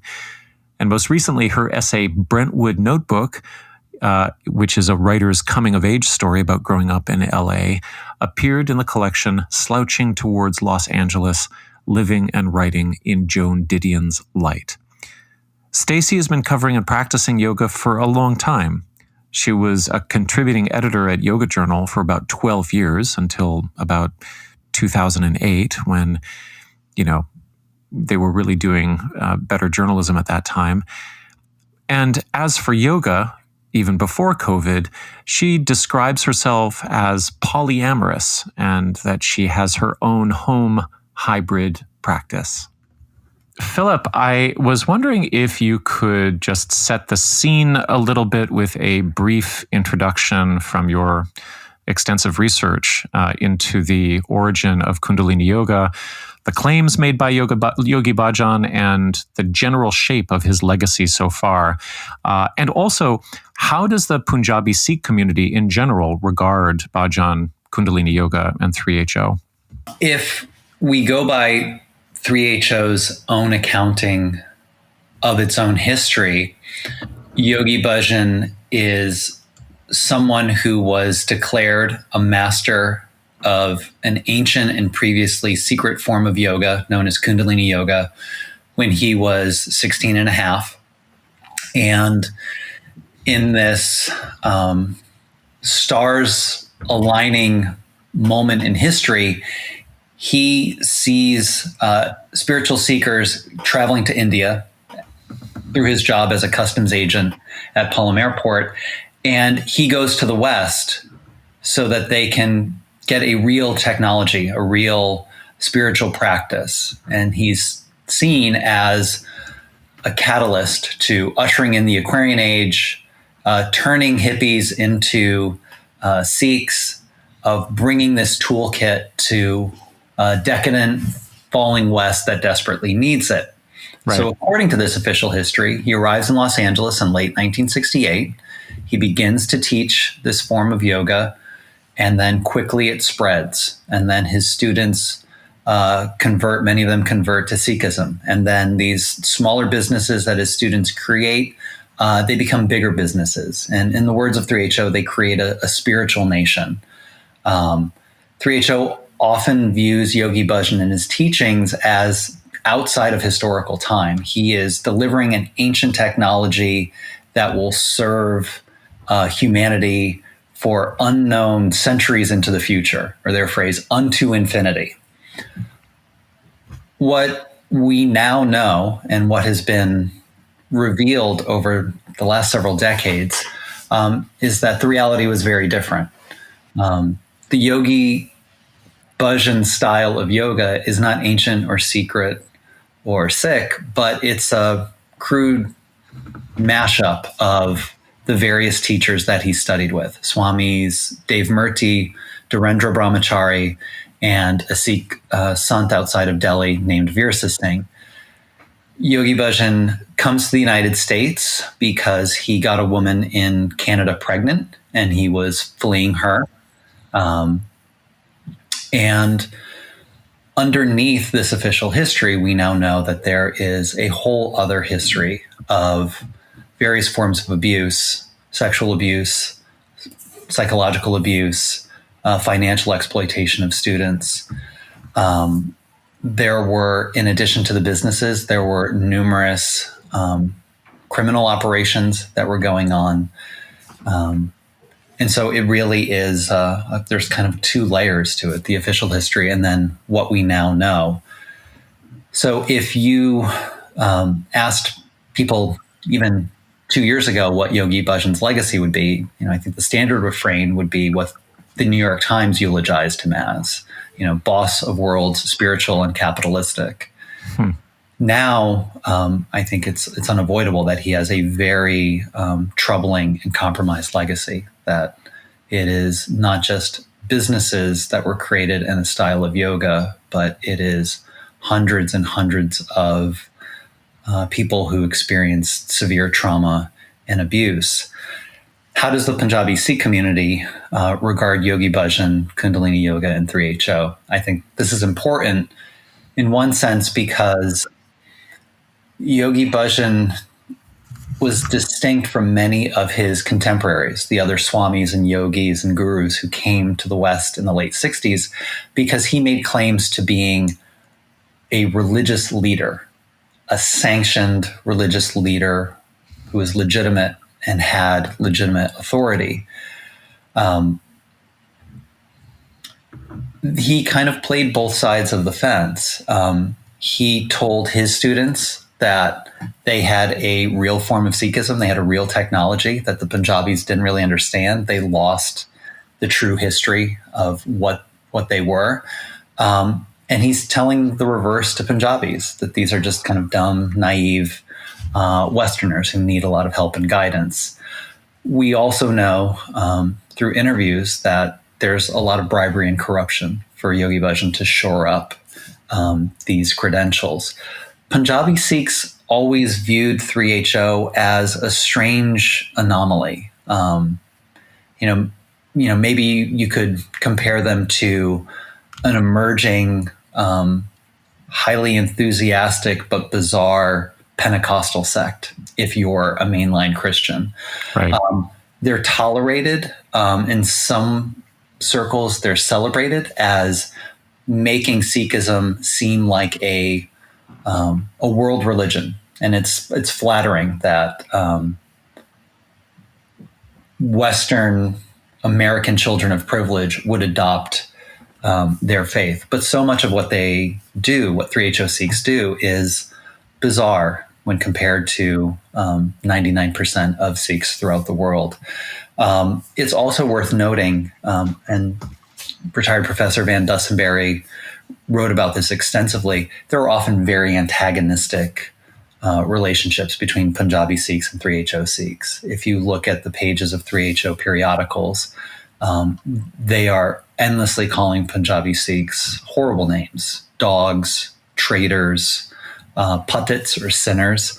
So there is a history in 3HO of having their cake and eating it too when it comes to Sikhism. When they are called a cult, they defend themselves by saying, we are Sikhs, we are a world religion, and putting themselves in that larger fold. But there's never a hesitation to also dismiss Punjabi Sikhs and be incredibly offensive and racist. And there's a lot of unwitting offense. So much of what they do, from the names that they take, the selling of spiritual names, the descriptions that they give of clothing, is so bizarre and bizarrely offensive to the vast majority of Punjabi Sikhs. Now, Stacie, Philip mentioned the changing legacy of Yogi Bhajan, and your own research has played somewhat of a role in that in your investigation for LA Magazine. Can you tell us in broad strokes what your investigation uncovered? Yes. For my piece in Los Angeles Magazine, what I really wanted to do was tie together a lot of these threads that had been kind of floating out there for a long time. And it was certainly a challenge because there are so many levels to 3HO. So you have the yoga, you have the businesses, you have the yoga businesses, and then you also have the legacy of Yogi Bhajan. And so some of the main things that I uncovered were that, for years I had heard these rumors about misconduct, both the financial crimes and the sexual misconduct. So I was able to, okay, let me pause and back up. So I had written about 3HO over the years as a yoga journalist, right? So I was aware of it from a wellness perspective. But as I dug into it for this piece, the irony was they called Kundalini the yoga of awareness, but it's really a culture deeply in denial. And it's been in denial for a long time. And I think one of the things that I discovered was that the first generation, sometimes unwittingly, because of their mind control and their devotion to the yoga, covered up the corruption and the abuse because they didn't want to look at it. They didn't want to acknowledge it. They didn't want to acknowledge that their children had gone to these schools where they were horribly abused, both sexual abuse, physical abuse, malnutrition. And that abuse was allowed to happen because the first generation built this institutional system of abuse that continued on. And to me, that was one of the most significant revelations, hearing these second generation young adults tell these stories. And that was also a real turning point for the community, because as these stories started to come out, there were these series of Zoom calls, and the parents were forced to hear the children tell these stories. And, having spoken to some first generation, some said, I broke down in tears. I didn't know this. Or they'd say, oh, I thought they were joking. I didn't think it was that bad. So there was this reckoning. And I think that's the other thing that my piece explored, was this reckoning in the community. How do we, maintain the teachings? There's a phrase that they say, don't love me, love the teaching. So this is this kind of push and pull that's going on within the community. And the other thing that I think that we need to point out is that Yogi Bhajan, as the Saturn teacher, especially when it came to the second generation, was really, he had this philosophy almost of detachment parenting. And I spoke to first generation women who told me that they literally had to kind of resist their nurturing, mothering instincts to, be the Khalsa woman and not be neurotic and not freak out. This is the terminology that was used. And also the idea that some people just are double downing and saying, he never did this, and creating,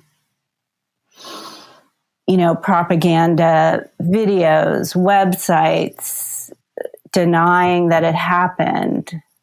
And so those are some of the main things that I think And we're going to link to your excellent article, but just for our readers' benefit, the intergenerational story that you're referring to, just to underline it, we're talking about an organization that has had like a 30 or 40 year lifespan to it so far. And the children of the first generation were, in many cases, separated from their parents, and they were sent to schools, to private schools, religious schools in India that themselves were run by devotees of Bhajan and Kundalini Yoga. And that's where the stories are coming from. Did I get that right? Yes, you did. Yeah. Thank you for clarifying that. I think it's worth pointing out that the boarding schools in India emerge in the 1980s, but the ground for them is laid out from the very beginning. Yogi Bhajan, when you read his lectures, he is constantly undercutting and undermining people's faith in their ability to be parents to their children. He constantly talks about how neurotic and screwed up his students are, how neurotic and screwed up America is, how special their children are, but how great the risk of parents ruining their children is. So you have children being separated from families very early on. And in many ways, the boarding schools are not an aberration or an experiment, but kind of a fulfillment of the dynamics that had been going on in 3HO for the decade plus that preceded them. And just to add a comment, I know I'm interviewing you, but I just for the listeners want to underline the point that in very many high demand groups, a primary technique of concretizing the trauma bond with the leader is to precisely devalue the family relationships of those who are recruited into the group. And that can mean separating husbands and wives, or in this case, as it gets into the second generation, actually attacking the structure of the emergent new second generation family. I mean, the other thing is that Yogi Bhajan was the head of the family, right? The organization is a family, and he is head of the family. He's looked at like a grandfather or a father. And so then that makes the family dynamic even more, important and people more beholden. Now, can either or both of you tell us a little bit about the network of businesses that have spun out from Bhajan and their political leanings? I mean, there's a really big diversity there. In the beginning, in the early years of 3HO, there are small kind of homespun businesses. They're often referred to as family businesses, lawn care company, daycare, accounting services. And it's pretty clear that from early on, members are sending 10% of their earnings back to the organization and to Bhajan. And I think it's worth making a brief aside. One of the reasons why there has been tension between Punjabi Sikhs and 3HO Sikhs is Yogi Bhajan, in so many ways, took on the role of guru in Sikhism, which is kind of a big no-no. So he is naming people, unlike the ceremonies that most Sikhs do to get names. He's making major decisions for them. And 3HO uses this term dustband. And it's, for most Sikhs, it's giving a percentage of your earnings to charity or to a gurdwara. But in 3HO, it's giving it to the organization itself or Bhajan. These homespun businesses continue, but some of them start to grow. And in the late 70s, Yogi Bhajan does what some ex-members call the Great Commonwealth Takeover. Businesses are signed over to him, and he has lone control over them.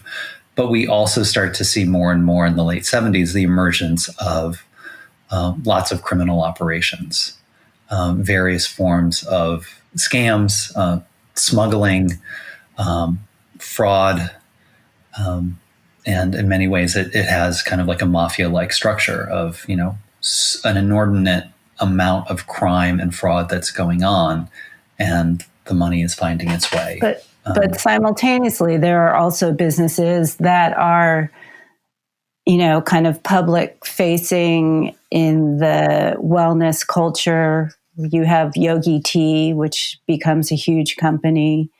You have Peace Cereal. You also have, the yoga businesses.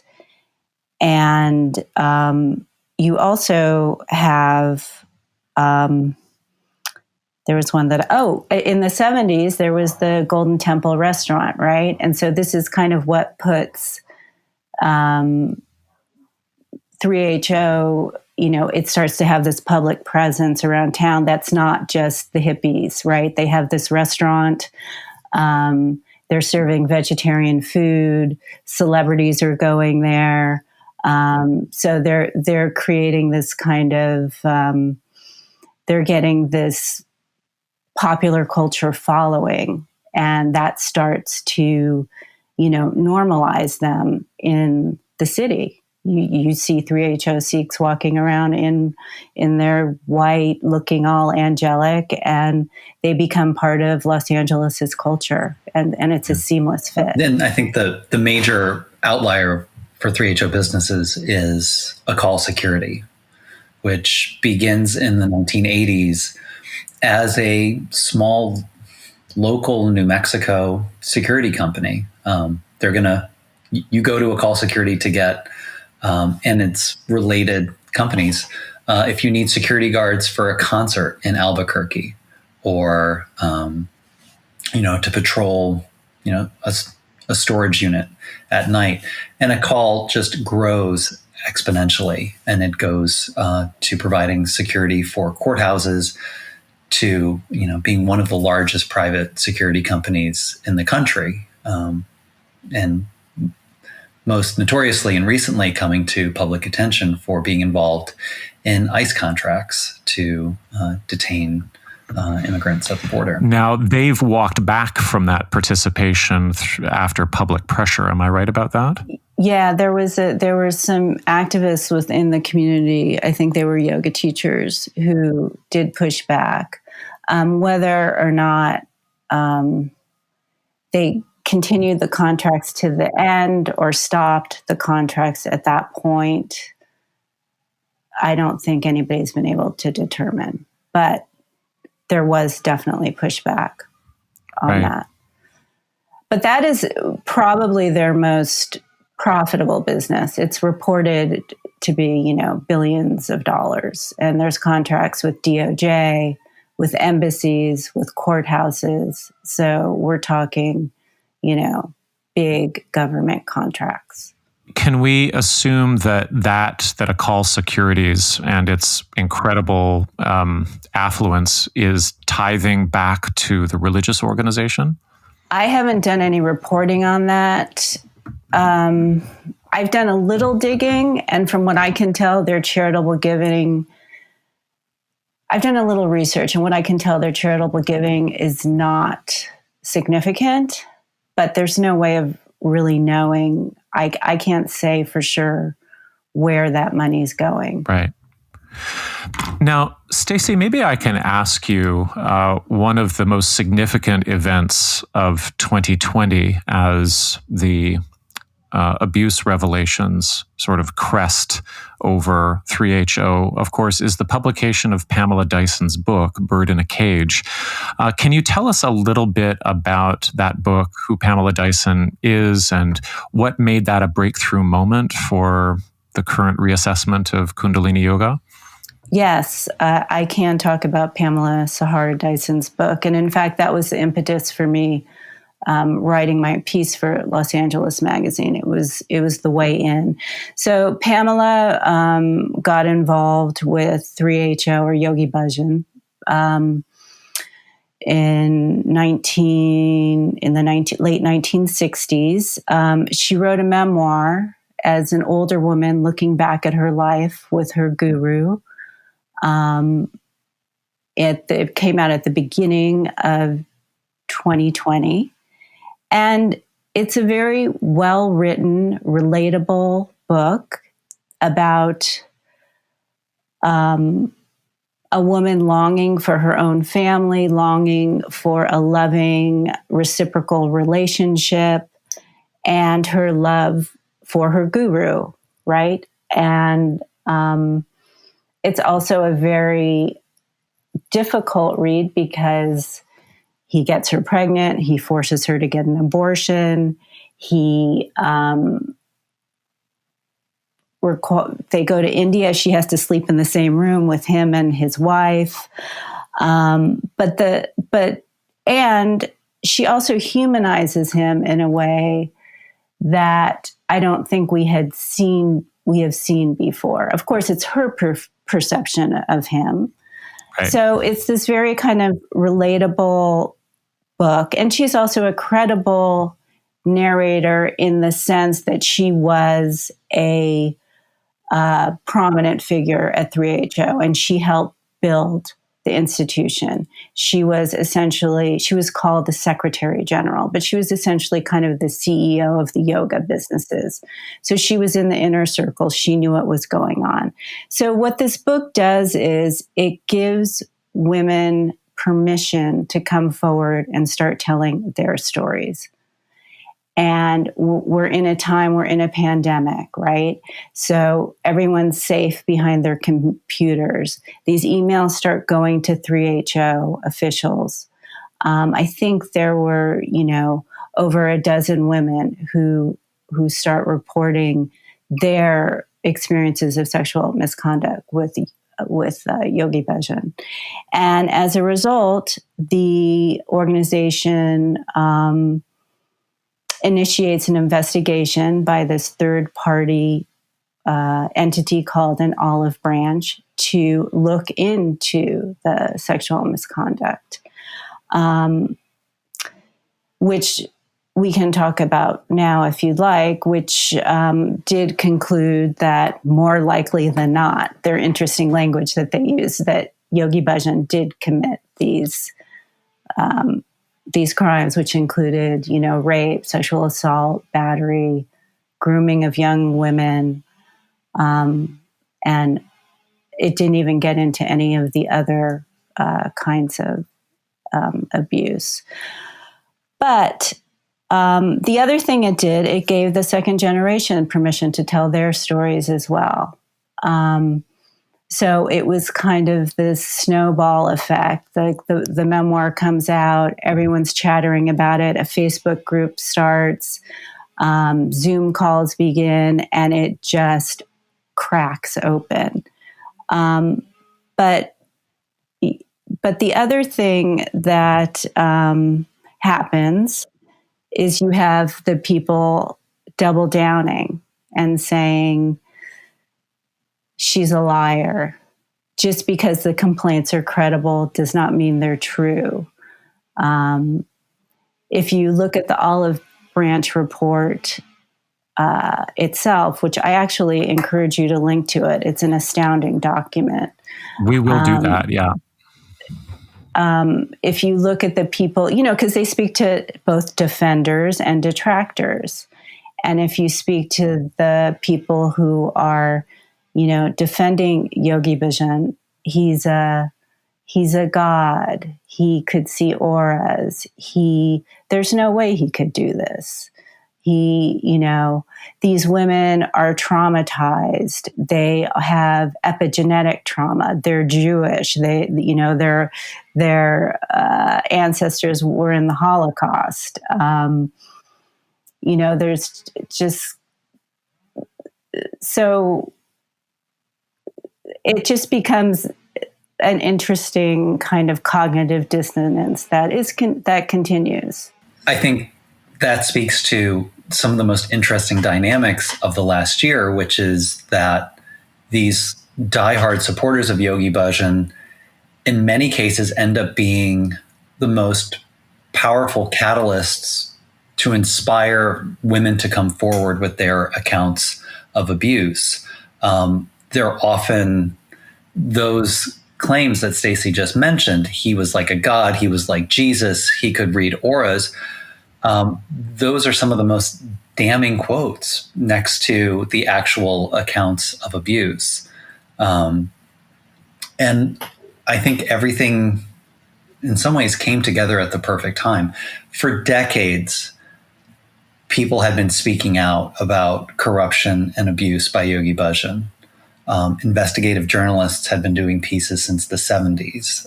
There were people who were speaking about Yogi Bhajan since the early 70s. There were online forums starting in the late 1990s. So I think by the time the memoir came out, it would be impossible to be connected in any way to 3HO without having already heard many of these claims and allegations against Yogi Bhajan. So then turning now to those who double down, our episode is focusing on Guru Jagat and the Rama Institute. And just for a background to its present content production, Philip, can you tell us a little bit about who Harijiwan is and how close he was to Yogi Bhajan, and a little bit about him? So Harijiwan Singh Jr. claims a closeness to Yogi Bhajan. And there's, in 3HO, as in any spiritual community, there's all sorts of ways where you can claim proximity to the teacher. Harijiwan Singh Jr. and his then wife, they travel following Yogi Bhajan, doing a form of yoga called white tantric yoga, where you're doing yoga with a partner in pairs and in long rows. So that's one of the ways that Harijiwan Singh Jr. claims to have, been specially taught or trained or received transmission from Yogi Bhajan. The other side of Harijiwan Singh Jr., maybe the other transmission that he receives through Yogi Bhajan and 3HO, is he does time in prison. He is convicted in 2000 for a toner bandit operation. And this is a kind of telemarketing scam where you're selling non-existent office products or office products at an inflated price. So according to a report by the Associated Press, he's convicted in a scheme that, quote, defrauded companies with bogus invoices for copy machine toner. He was ordered to pay 520 victims a total of over $155,000 in restitution during his sentencing hearing in a U.S. district court. So he does time in prison for that. When you read the documents, it's really a rat's nest of names and aliases and PO boxes and incorporations and telephones and various states. He gets out of prison, and according to a former member of 3HO, he gets into the yoga business. And so he starts teaching yoga, and he is teaching at Gurmukh's studio, Golden Bridge. And then there's a series of schisms and openings that eventually see Harijiwan at the Rama Institute with Guru Jagat. Now, and she's already founded that by that point. Well, what happens is she's teaching at Yoga West, which is the flagship studio in LA that Yogi Bhajan used to teach at. And she's teaching there for many years. And then when Harijiwan gets out of jail and starts teaching at Golden Bridge, they bring her over there. She has quite a big following at Yoga West, but they bring her over there. And then they ask her to go teach at the new Golden Bridge in Santa Monica. And she says, I can't because I'm opening my own studio. So there was a bit of a,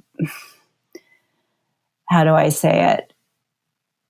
They weren't transparent about their plans to open a studio in Venice. And so it causes a bit of a rift at Golden Bridge, which is the studio owned by Gurmukh and her husband, Guru Shabbat. Right. So they opened Rama Institute in 2013 in Venice, in kind of the hip part of Venice. And what's the influence and kind of client base been for Rama so far? Rama definitely is kind of the modernization of 3HO. You know, the first generation and older teachers have a kind of hippie charm, right? But Katie,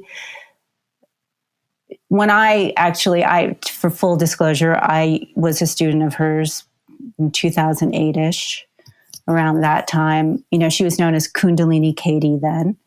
And she had kind of a modern twist on Kundalini Yoga. She was irreverent. She was funny. She was feminist. She talked about being an entrepreneur, being a boss, building a business, taking control of your, financial life as a woman, your sexual life as a woman. So there's certainly an appeal to a certain kind of student. She also really emphasized the idea that Kundalini Yoga is a householder yoga, right?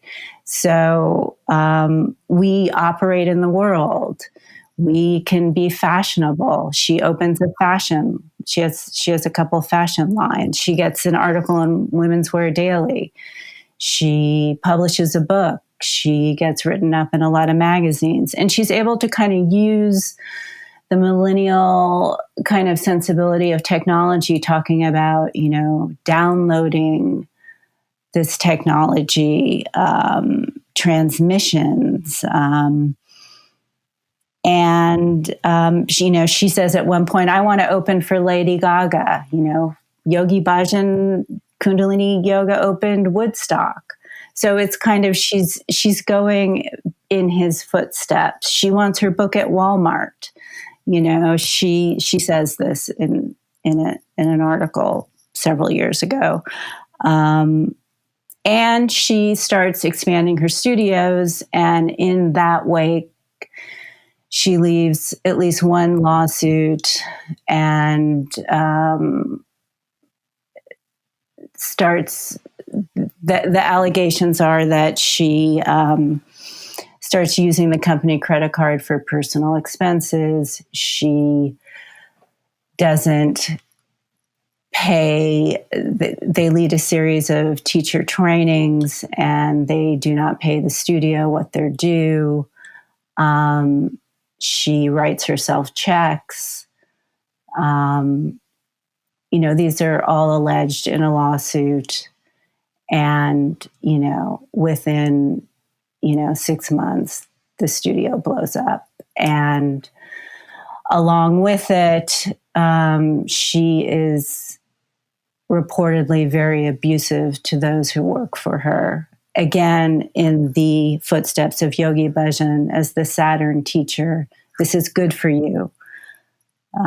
This will make you better. Me telling you how terrible you are will make you better. Now, at some point, as this is happening, or perhaps before, Kundalini Katie becomes Guru Jagat. Now, is that a name that Bhajan gives her? Does Harijiwan give it to her? How does that happen? So when you read Katie Guru Jagat's own biography, her own spiritual biography, she makes claims to a kind of direct mission from Yogi Bhajan. This is essential. If you're going to be a spiritual teacher, you need a lineage. You need someone to hand the baton over to you. You need to be special in order for you to make other people special. Right. So she talks about finding Kundalini Yoga right around the time of September 11th and really taking to it, and going to New Mexico and doing white tantric yoga.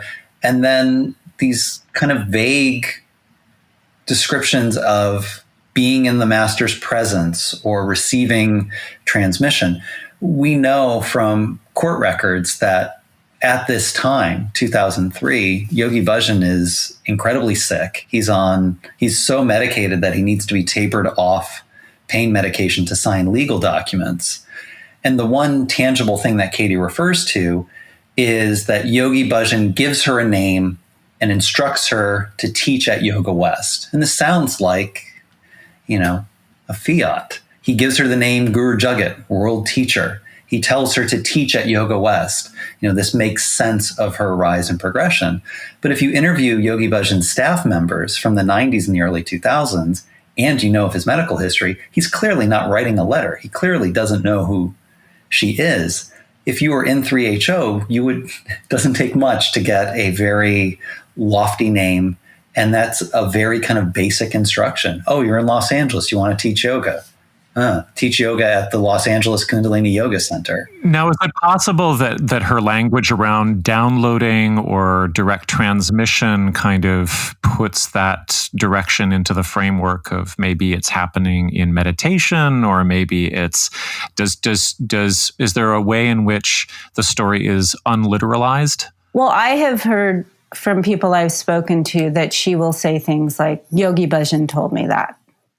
So she is perhaps downloading, like face to face, or he told me that yesterday in meditation. I don't know the answer to that because I haven't heard her say it directly. Right. But I will say that like the link to in the Rama crew, from my understanding of it, from the reporting I have done, is that Harijiwan is really kind of the sun, and they all, rotate around him. And so he has the YB bona fides, right? He is the gold part of the golden chain, and he is transmitting it down. So they have kind of elevated him to the position, to the Yogi Bhajan position. And also you need to know that they have separated themselves from KRI, from the official 3HO. So they are not accountable to anybody any longer except themselves. This just speaks to something that I know that you've been interested for a while, Matthew, which is, the various legacies of Kundalini Yoga, how the practices and the teachers, extend far beyond the boundaries of 3HO.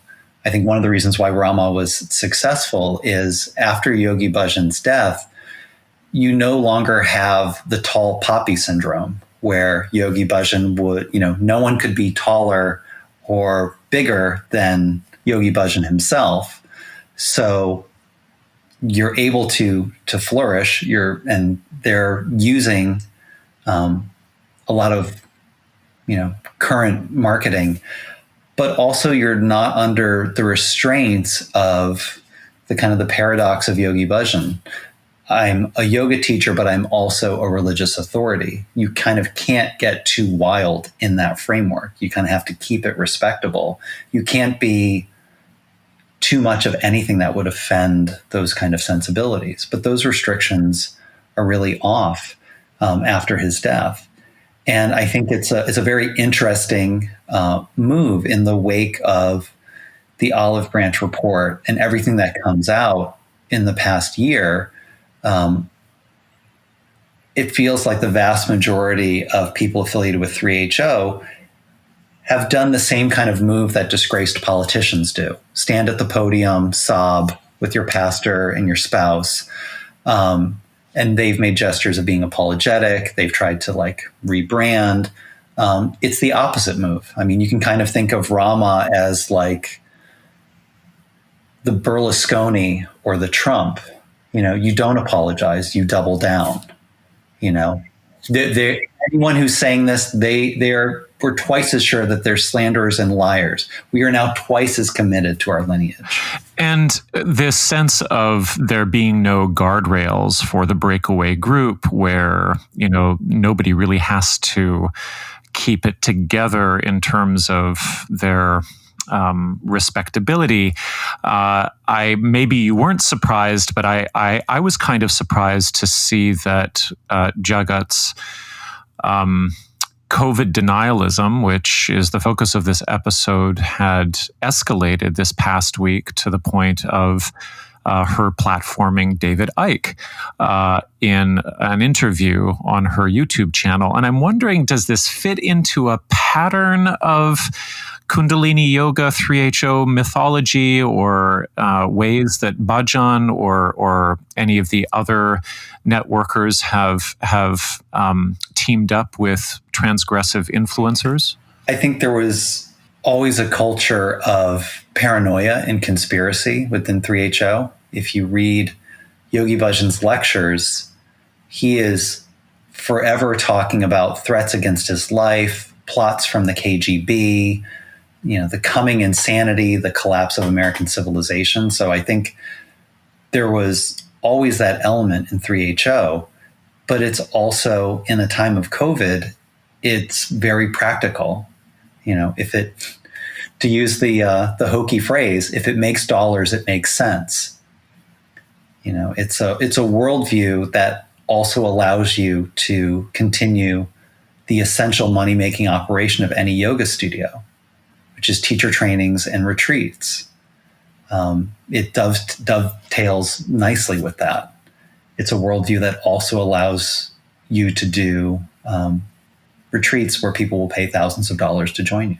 And Stacie, with Katie's ascendancy, I'm wondering how you've seen her and other female Kundalini Yoga celebrities square Yogi Bhajan's obvious misogyny and violence against women with the empowerment message that they present. I mean, I just viewed one Instagram clip where Katie Griggs is talking about Yogi Bhajan as being an intersectional feminist before his time. And I mean, there's denial and just kind of rewriting of history. But do you think this is working out, and for whom?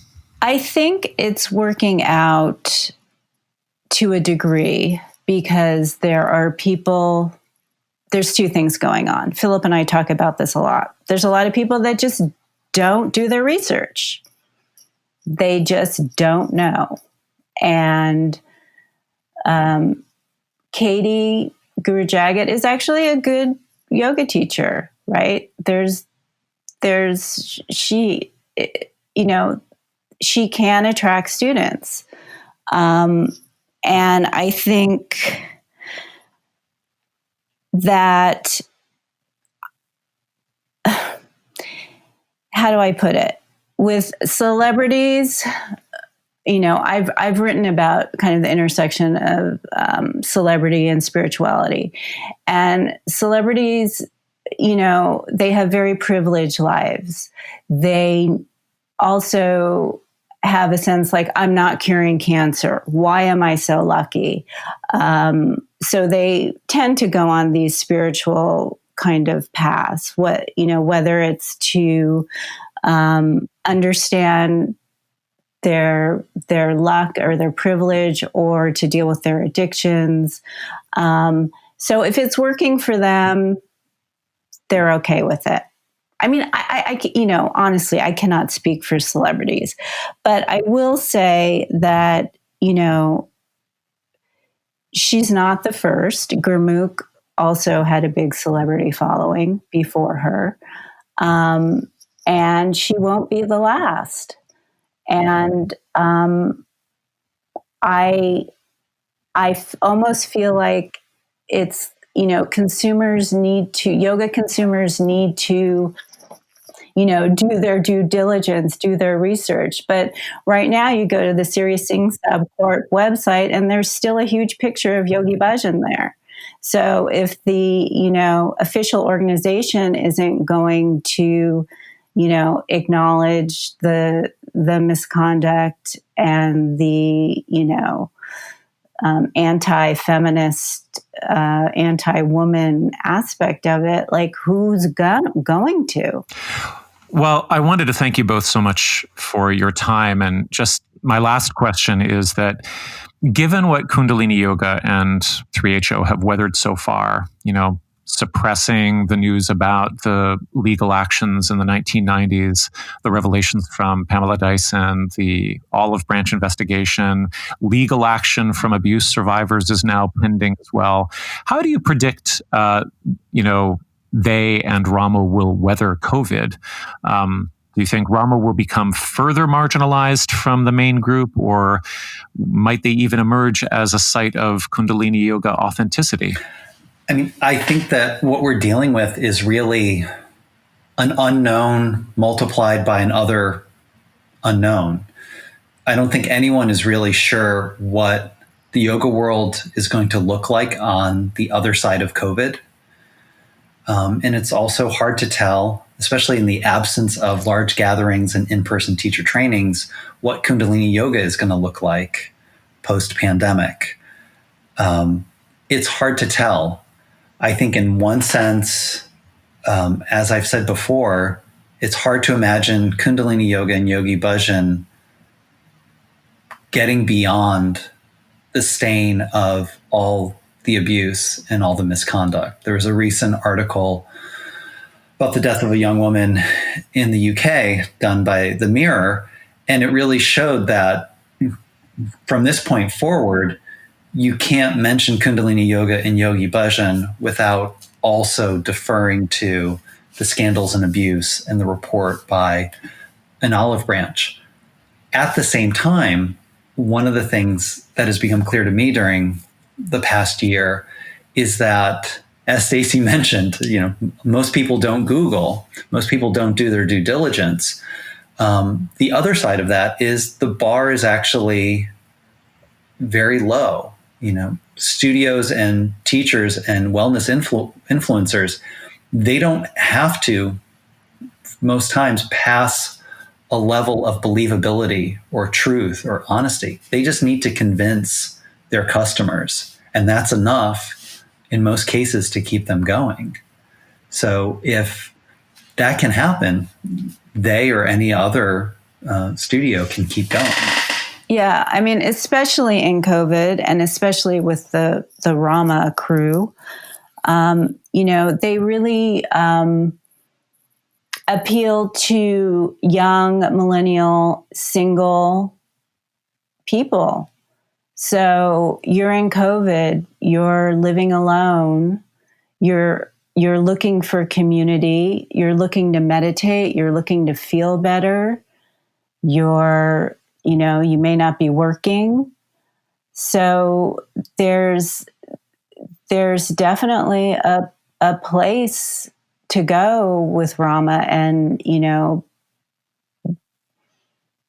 I think that could help them in some ways.